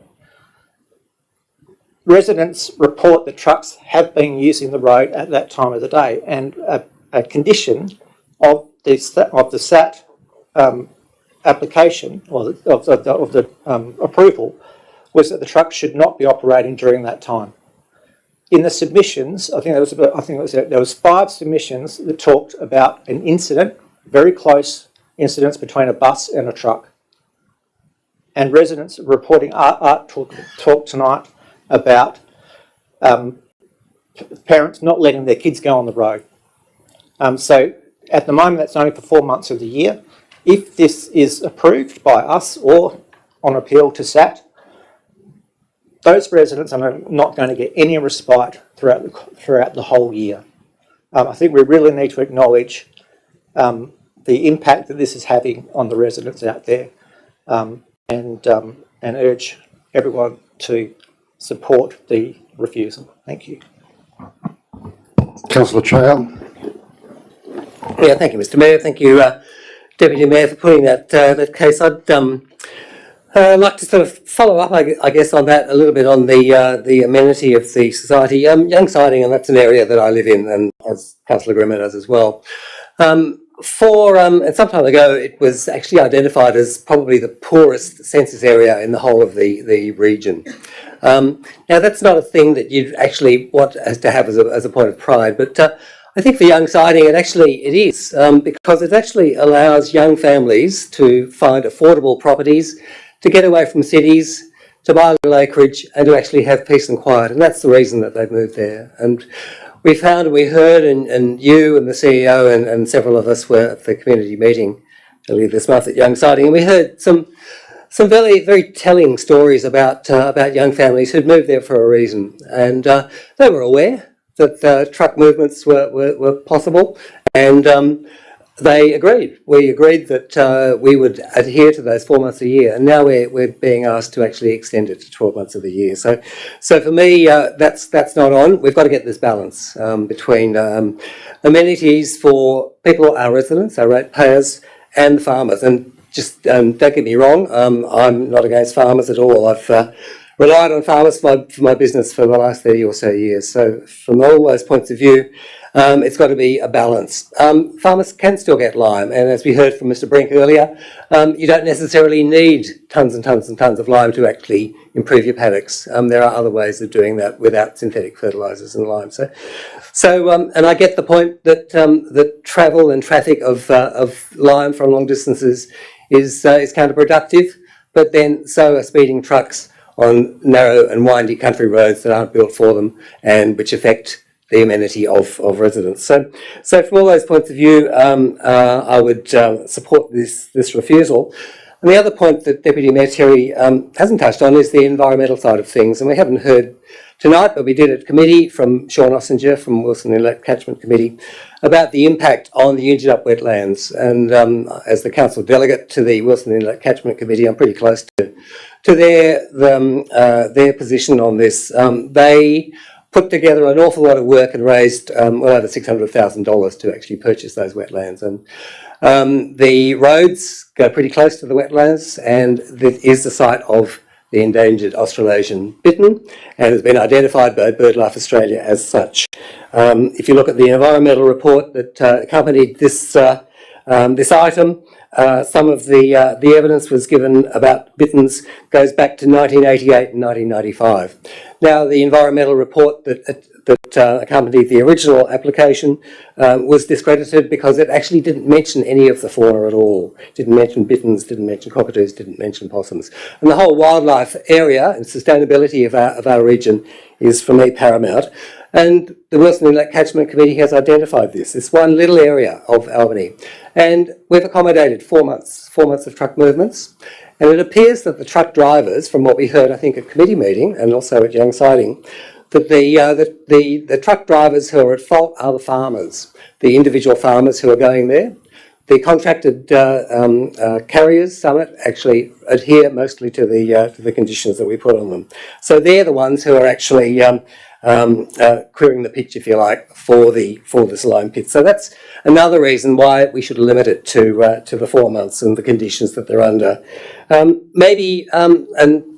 We heard earlier from I think Kate Parker that one of the guiding lights in Australian society today is greed. Farmers are trying to make a dollar. Perhaps they should really be looking at the price that they're getting paid for their product. And they're really not getting paid the true price. They maybe should be looking to Canberra to actually look at getting some diversification to the duopoly of supermarkets and doing it that way so they can get a real price for their products, so we're actually paying the real price for the production. Because farmers, as we also heard earlier, when farming is doing well, the country's doing well. And this is one way to get around that. The one way to not get around it is by giving the proponent extra 8 months of the year, unlimited truck movements, which actually ruins the environment and the community and the amenity of our residents and ratepayers. So I'd urge you to actually support this refusal. Thanks, Mayor. Thank you. That might be the longest 4 minutes I've ever timed. I think someone might have forgotten to press the button. Speaker against, please. Councillor Bajou.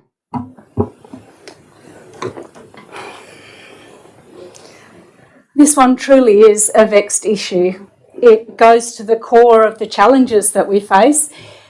Extraction of, and in this case, the use of raw materials. So lime, we have the same issue with gravel, we have it with sand. We know that the Nullakai lime is extremely valuable. It has potential for road construction. We're already aware of the value that it is for agricultural community. Councillor Trail, it would be great if Canberra would listen to the rural community, but I think on a number of issues just recently we've heard that if we're exporting sheep live, local gun laws, a whole lot of things that's stacked against primary producers who are in fact price takers. They don't have much control over the price that they receive. Access to raw materials, when we see urban growth, it's so poignant out there on Nullakai. What was for a while cattle country, there's been lime extraction well before it was a conservation estate.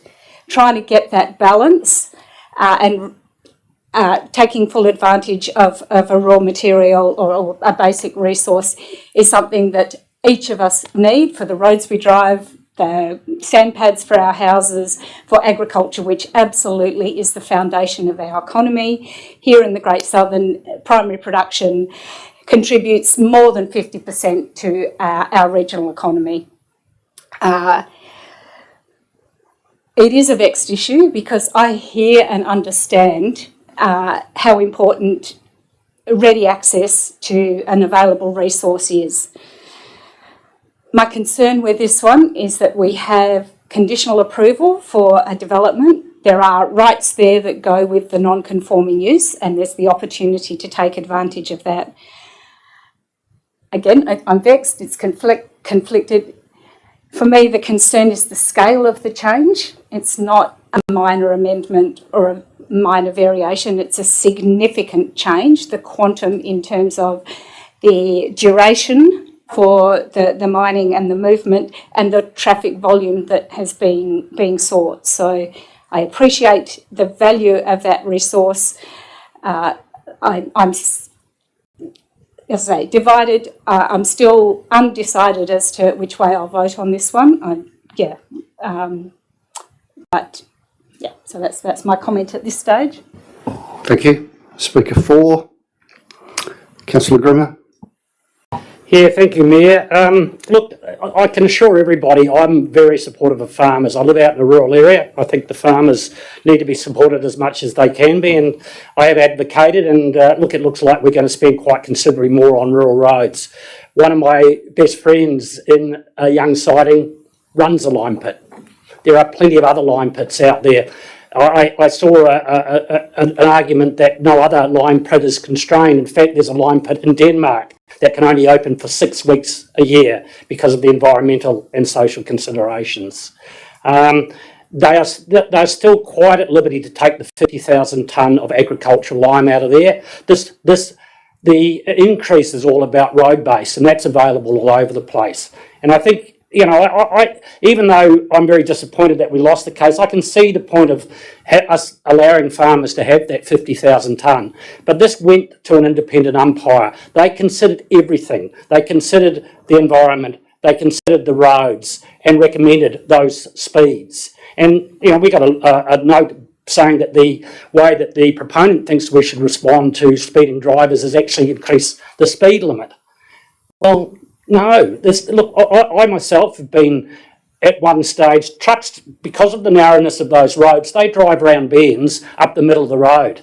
And I've had to go off the road myself.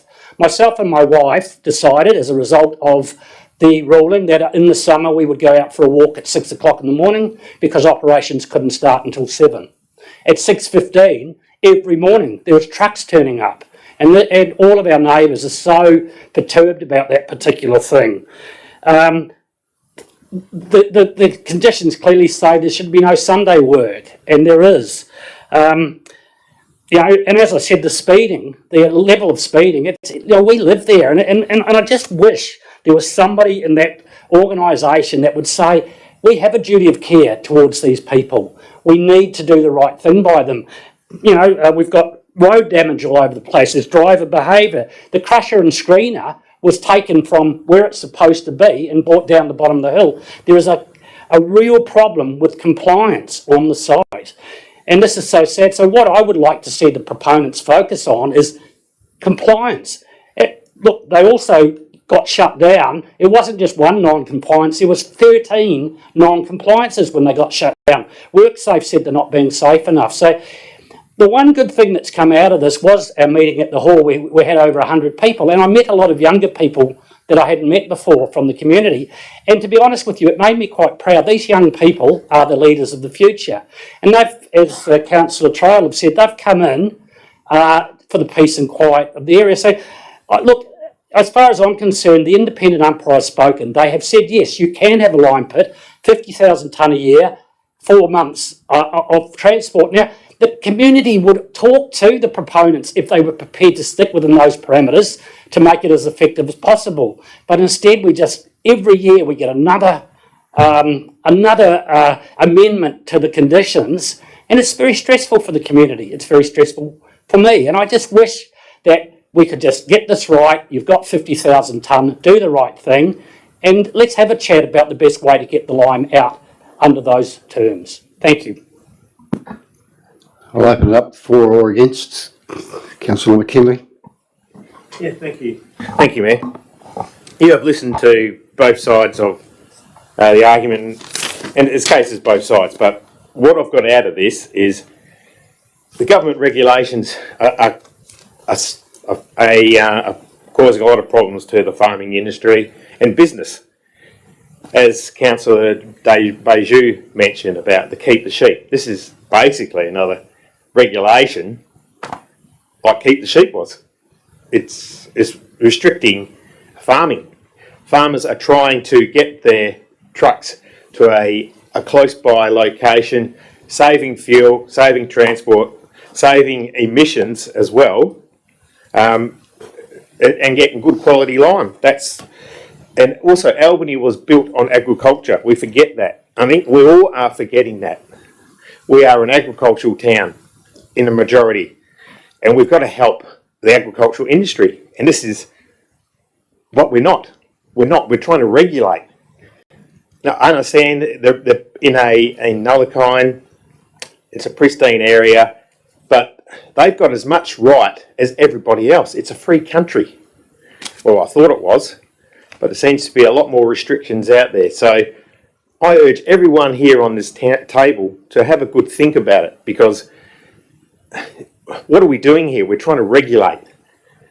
We should be encouraging business, encouraging everything.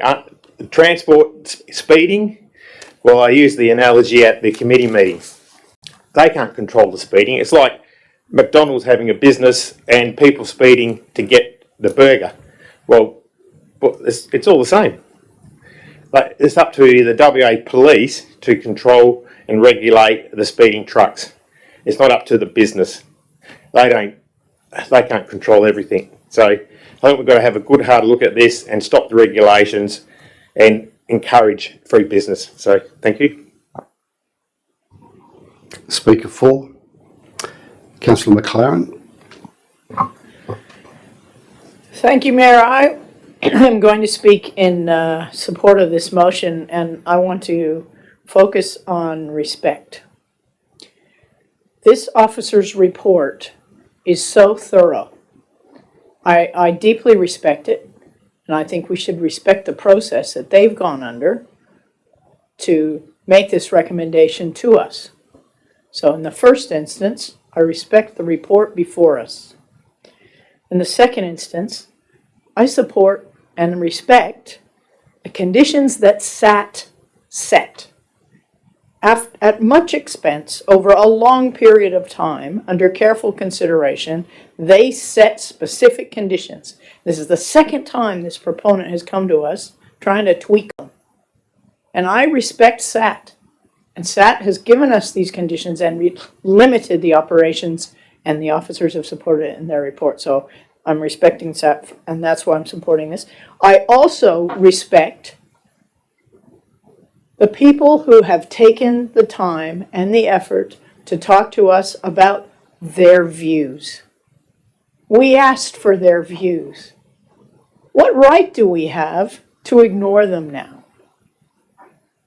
The report says of 105 submissions, the majority were in favor. It's actually 100 were in favor. There was only 5 submissions that argued in favor of the relaxation of the conditions that have been set. And finally, I respect the Office of the Appeals Convener, who has looked at this and said, at only these times should this operation continue because of the impact on this fragile environment. And those door clearing permits and the license that has been obtained are all obtained under that assessment.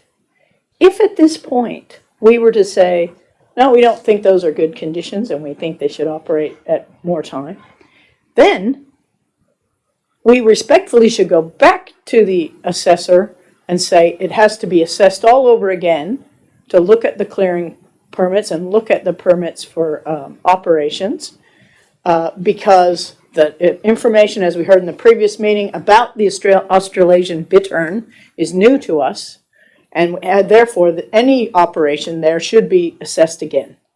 So if we respect the system we have in place, if we respect the SAT, if we respect our officers, if we respect the environmental responsibility we have to protect endangered species, and we have to say yes to this proposal before us, which is to reject the suggestion that there should be any more operations than is what limitedly supported.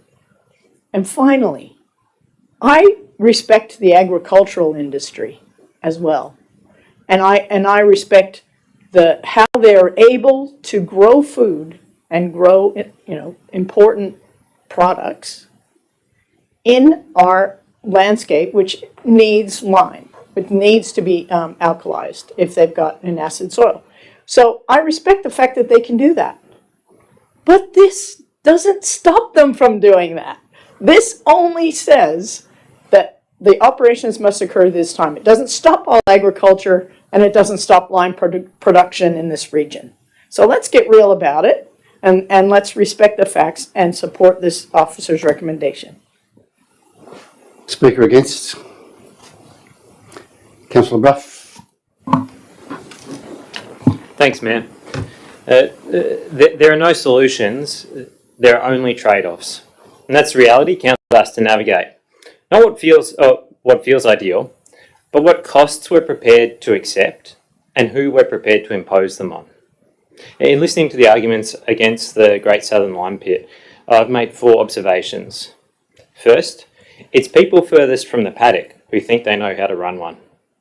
Second, the less someone knows about running a business, the more confident they are in regulating one. Third, nothing makes someone an expert on freight routes quite like never having hauled freight. And fourth, a society that forgets to respect its producers will soon find it has nothing left to redistribute. The choice before us is not between impact and no impact. It's a choice between types of impact, between localised disruption and broader regional disruption, between one group's amenity and another group's productivity, between genuine apprehension and practical realities. So let's be clear about the trade-offs. Road safety. The road safety objection collapses under its own weight. The operator built the road, upgraded it to specification. The suggestion that the very act of delivering infrastructure creates a safety risk is incoherent. If road safety is genuinely an issue, it belongs to vehicle registration and enforcement. It's not a pretext for vetoing lawful activity. The trade-off here is rhetorical inflation at the expense of basic fairness. Environmental. All industrial activity carries environmental impact, but so does withholding supply. Restricting local lime does not stop extraction. It just shifts it to more distant sources. It increases freight emissions. It duplicates industrial disturbance. The trade-off here is between a clean, moralised narrative and a functioning agricultural economy. Lifestyle and property rights. Lifestyle is a preference. Property rights are a legal foundation. This use for the pit is already approved. The applicant seeks not to alter the nature of that use, only its intensity. Subordinating landholder rights to lifestyle preferences compromises the stability of the planning system. The trade-off is short-term responsiveness to sentiment at the cost of long-term consistency and confidence in lawful land use. Some say there are no jobs on a dead planet. Fair enough. But there's no food in a dead paddock either. And without lime, that's what we risk. Remember, there are no solutions. There are only trade-offs. Agriculture is not a lifestyle choice. It's a system of production that feeds the state and sustains the economy. If we keep treating lawful rural industry as an optional extra, we will find ourselves with plenty of principles and very little produce. So on for? Against? Councillor Sutton? Thank you, Mayor. Look, just briefly, I will speak for the motion. The only thing that really concerns me with this is, okay, I don't mind the environment. We've got to be responsible. Appreciate the input that ag business does to our country and the world. But the biggest thing is, and it was the same as when we looked at the roundabout and the service station, is on a public safety aspect.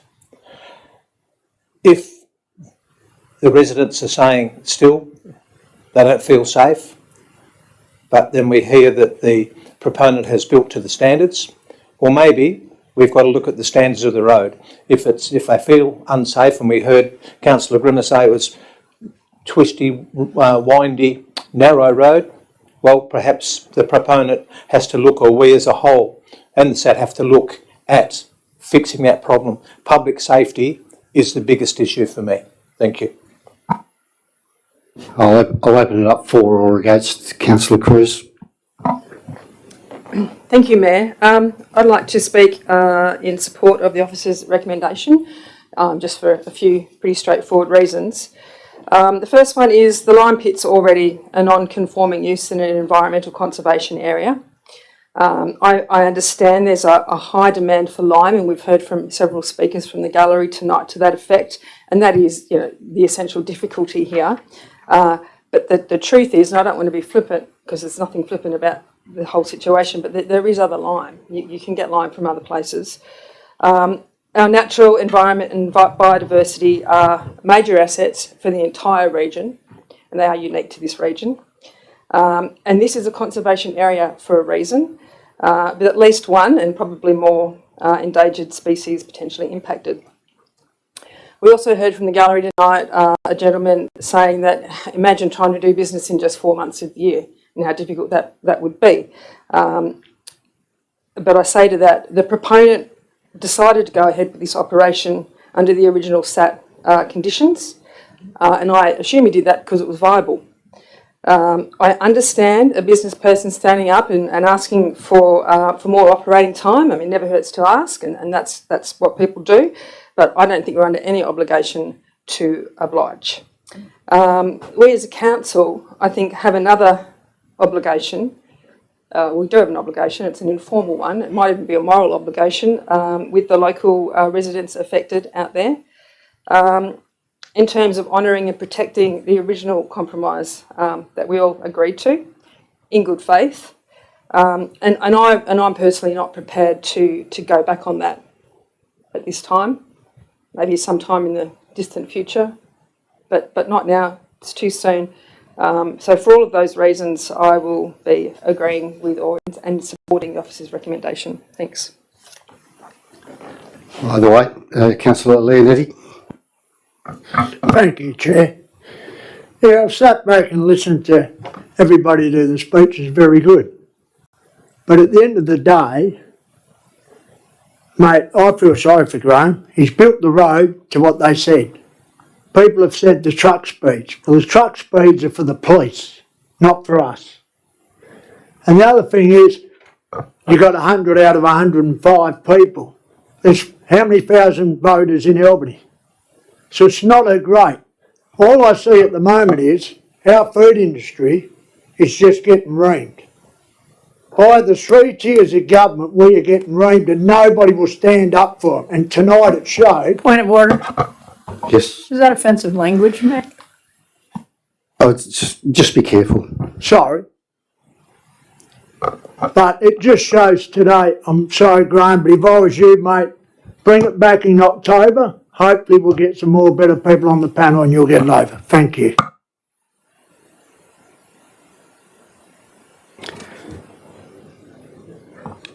I'll ask you to withdraw that because you're casting adverse reflection on your colleagues. Right, I withdraw that comment. For or against? No. Councillor Terry, you have right to reply. Everyone's spoken, Mr Mayor, except you. Would you like to? No? No. You're allowed to. Anyway, I'd just like to thank everyone around the table for the discussion, the debate that we've had. There have been a number of issues raised, both for and against. And, you know, and I acknowledge the difficulty and the quandary that Councillor Bejour has had, because it is a complicated issue. And as a lot of us have said, and as I said, we acknowledge that there is a demand for the line out there. But the fact of the matter that I keep on coming back to is that in 2019, when this came to us, we did refuse it, and refused it for some very, very valid planning grounds.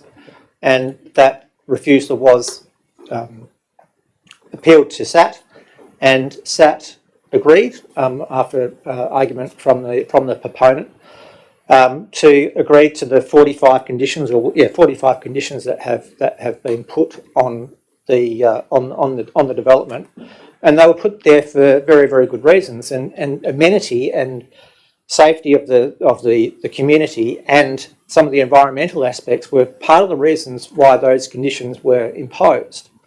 And we have 18 months ago agreed to a small change to the conditions because the proponent said that he needs to, the peak period was not December to March, it was more like January to April. So we agreed to doing that and also to allowing operations for 8 months of the year. Councillor Bejour talked about that this is a significant change. And the officers have reported or put in there one part of the reasons for denying or refusing this is that there hasn't been adequate technical advice in relation to the acoustic, environmental and traffic assessment. Now, as I said, we did get a traffic impact report, but I don't think that traffic impact report really addressed the issue of the increased amount of trucks and any mitigation, and that's part of the point that the officers have made in the recommendation is that report does not address or does not put mitigation issues. It doesn't talk to it at all. And part of that report also talked about there hasn't been any crashes, yet in the submissions there have been reports that residents have had close calls and even maybe a minor incident with one of the buses. I'm not exactly sure, but that can't be overlooked, and we really need to look after our community. They have spoken very, very loudly, the community out there, about the impacts that it's having on them. I think the grounds that we have to refuse this planning application or this amendment to the conditions is very, very sound, and I hope that if it does get appealed to the SAT, that we can provide some really good, strong evidence to SAT about the reasons for the refusal, and I urge everybody to support the refusal. Thank you.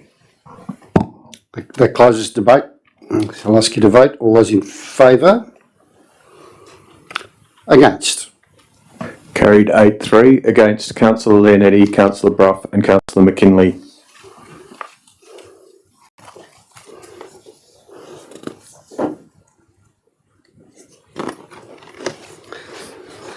So we go to CCS 710, the monthly financial report the recommendation is that the monthly financial report for the period ending 31st of March 2025 be received. Someone to move.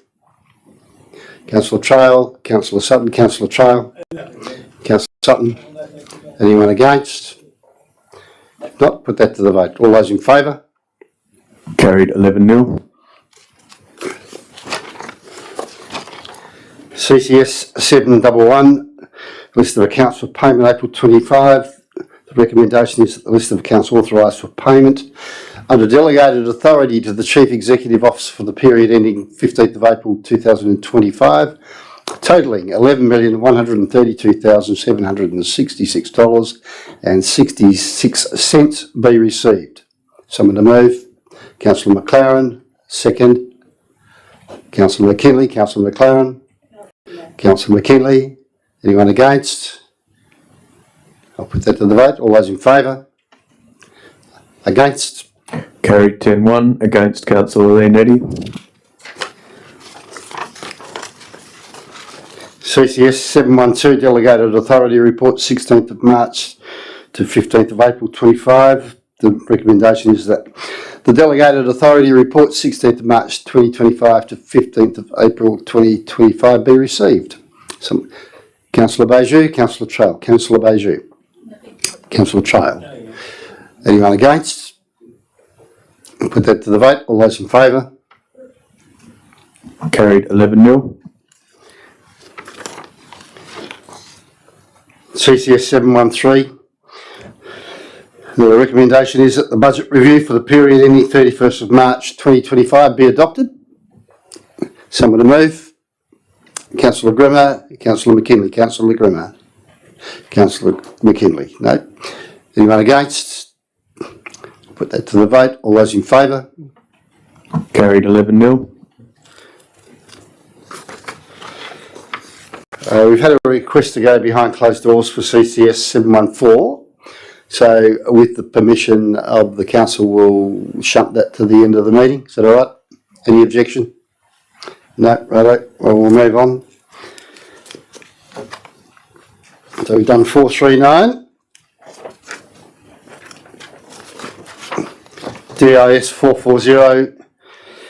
The council recommendation is for the draft local planning policy 1.8 electric vehicle charging infrastructure that council, in pursuance of Schedule 2, Clause 4 of the Planning and Development Local Planning Schemes Regulation 2015, resolves to endorse draft local planning policy 1.8 electric vehicle charging infrastructure for the purposes of advertising. Someone to move. Councillor Sutton, Councillor Trail, Councillor Sutton, Councillor Trail. Just briefly, Mayor, just because nobody's saying very much at the moment, is this is just going to advertising, and electric vehicle sales are stalling a bit, but I think with increasing tourism and such like next year, I think we're going to have more electric vehicles coming around town. So this actually gives guidelines for developers, for anyone planning a building, to actually put in some electric vehicle charging stations. So let's put it out to advertising, see what happens, see what we get, and go from there. Thanks. Anyone against? Councillor Bijou. Thank you, Mayor. Just briefly, I don't see the need for this matter to be dealt with as a town planning policy if our objective is to provide information and potentially incentivise prospective developers to consider providing EV chargers, which I wholeheartedly support. Then I think there are better mechanisms. We can provide an information sheet. We can put it out there and provide education. We can work with the state government. There's already a policy position provided by WAPC.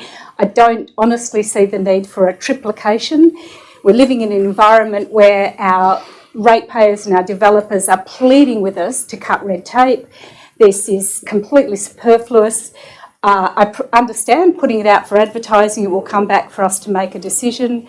The reality is most of the people who are potentially impacted by this won't be even considering or responding to an advertisement, because most developers don't think about our policies until it impacts on them. So I just think we've got better things that we could put our resources into.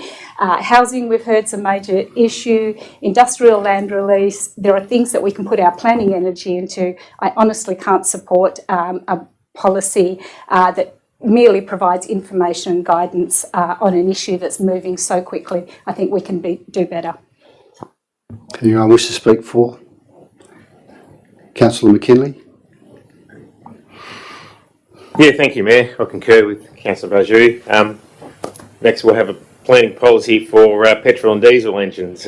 Where does it stop? You know, I think I said that at committee. And we have experts in electrics. They're called electricians. So, why do we need a planning policy? So, I don't understand.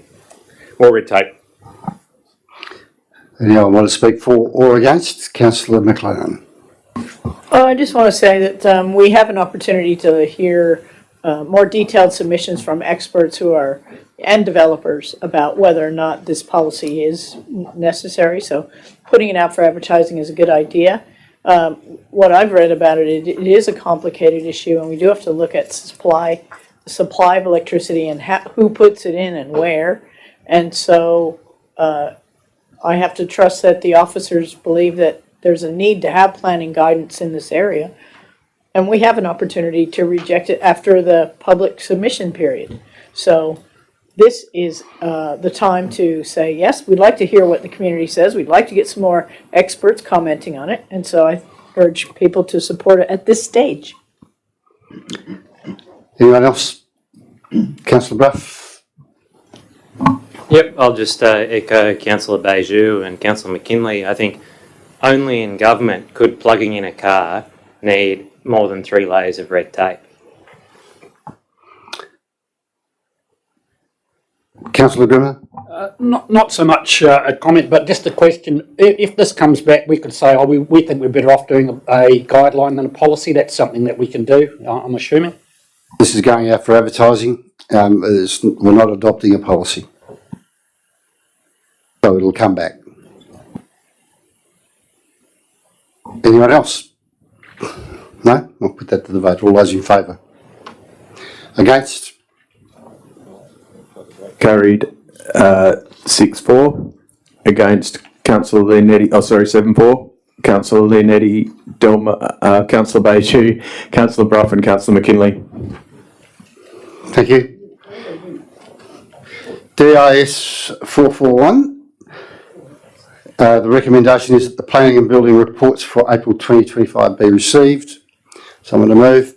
Deputy Mayor Terry, Councillor Bajou, Deputy Mayor Terry. Yeah, just quickly, you don't normally talk on this report, but I just noted, I made a statement re Waters building investing in Albany, and I noticed that this report, the number of building applications and the value has gone up significantly, and we're almost back to where we were in 2022 or 21 with the post-COVID incentives and all the like. So I think that's really something significant that we need to acknowledge, that there is a lot of activity coming through Albany, and it's really a place that people want to come and invest and live here. So all those things that we are doing are bearing fruit in terms of the development applications that are coming through. We just need to get more land available. Thank you.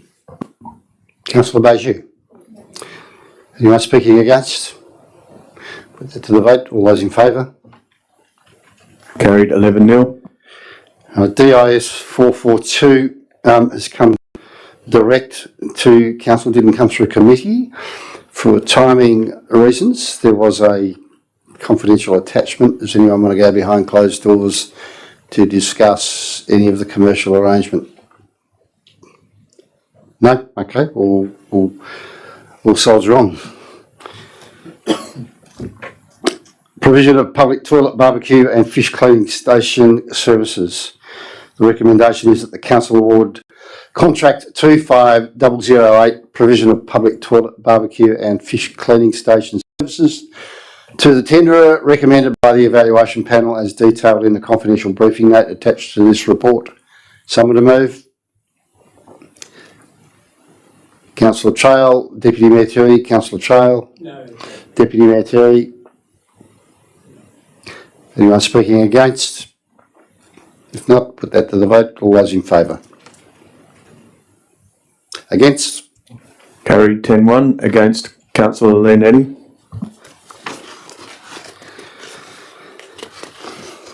Okay, PR 016, Chief Executive Officer Performance Review Committee appointment of independent facilitator. I think Mr. CEO is going to stay in the room. Okay. Okay, so the recommendation is that the council accept the quotation recommended by the evaluation panel as detailed in the confidential attachment to this report, and accept quote B to facilitate the CEO performance review process for 2025-26 and 26-27 years. I should give you the option to go behind closed doors if you want to talk about any part of the confidential attachment. Is there anyone that wants to do that? No? Okay. Can I have a mover, please? Councillor Trail, Councillor McKinley, Councillor Trail. Yeah, thank you, Mayor. As part of the committee that considered this, we went out to tender for the purpose of actually performing the performance review process, and we got 2 quotes. I think from memory, we decided on one. Both applicants were well qualified. One was slightly better qualified than the other. So rest assured that for the rest of the council, that I think we've made a sound decision here, and we'll be in good hands. So happy for this to go ahead, and for you hopefully to support it. Thank you. Councillor McKinley. Anyone wish to speak against? No? Put that to the vote. All those in favour? Carried 11-0. Okay. That leaves the one item that we want to go behind. Can I have someone move we go behind closed doors for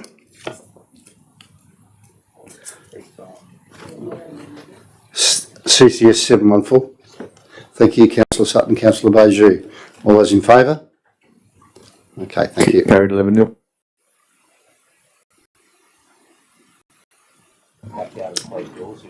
If you want to come back in after we finish discussion behind closed doors, you can.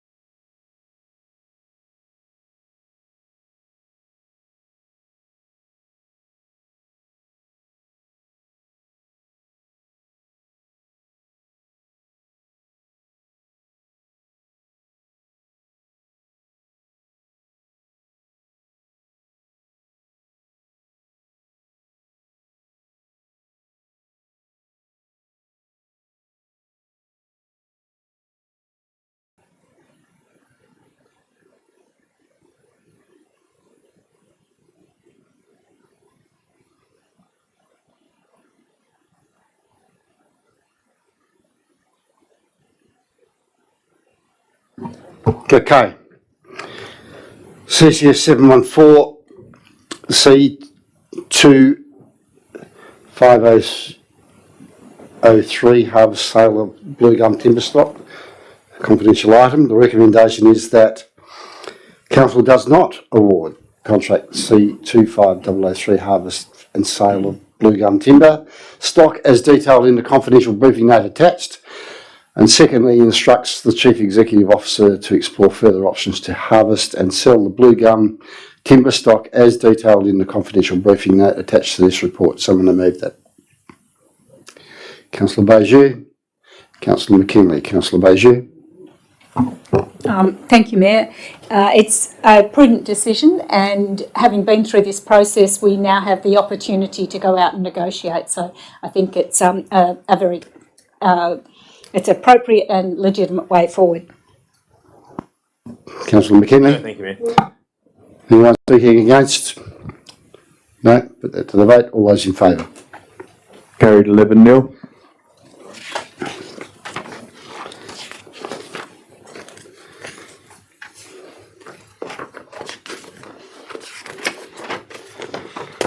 There is no new business of an urgent nature introduced by a decision of Council. There are no motions of which previous notice has been given. No reports of city officers. I declare the meeting closed at 8:32.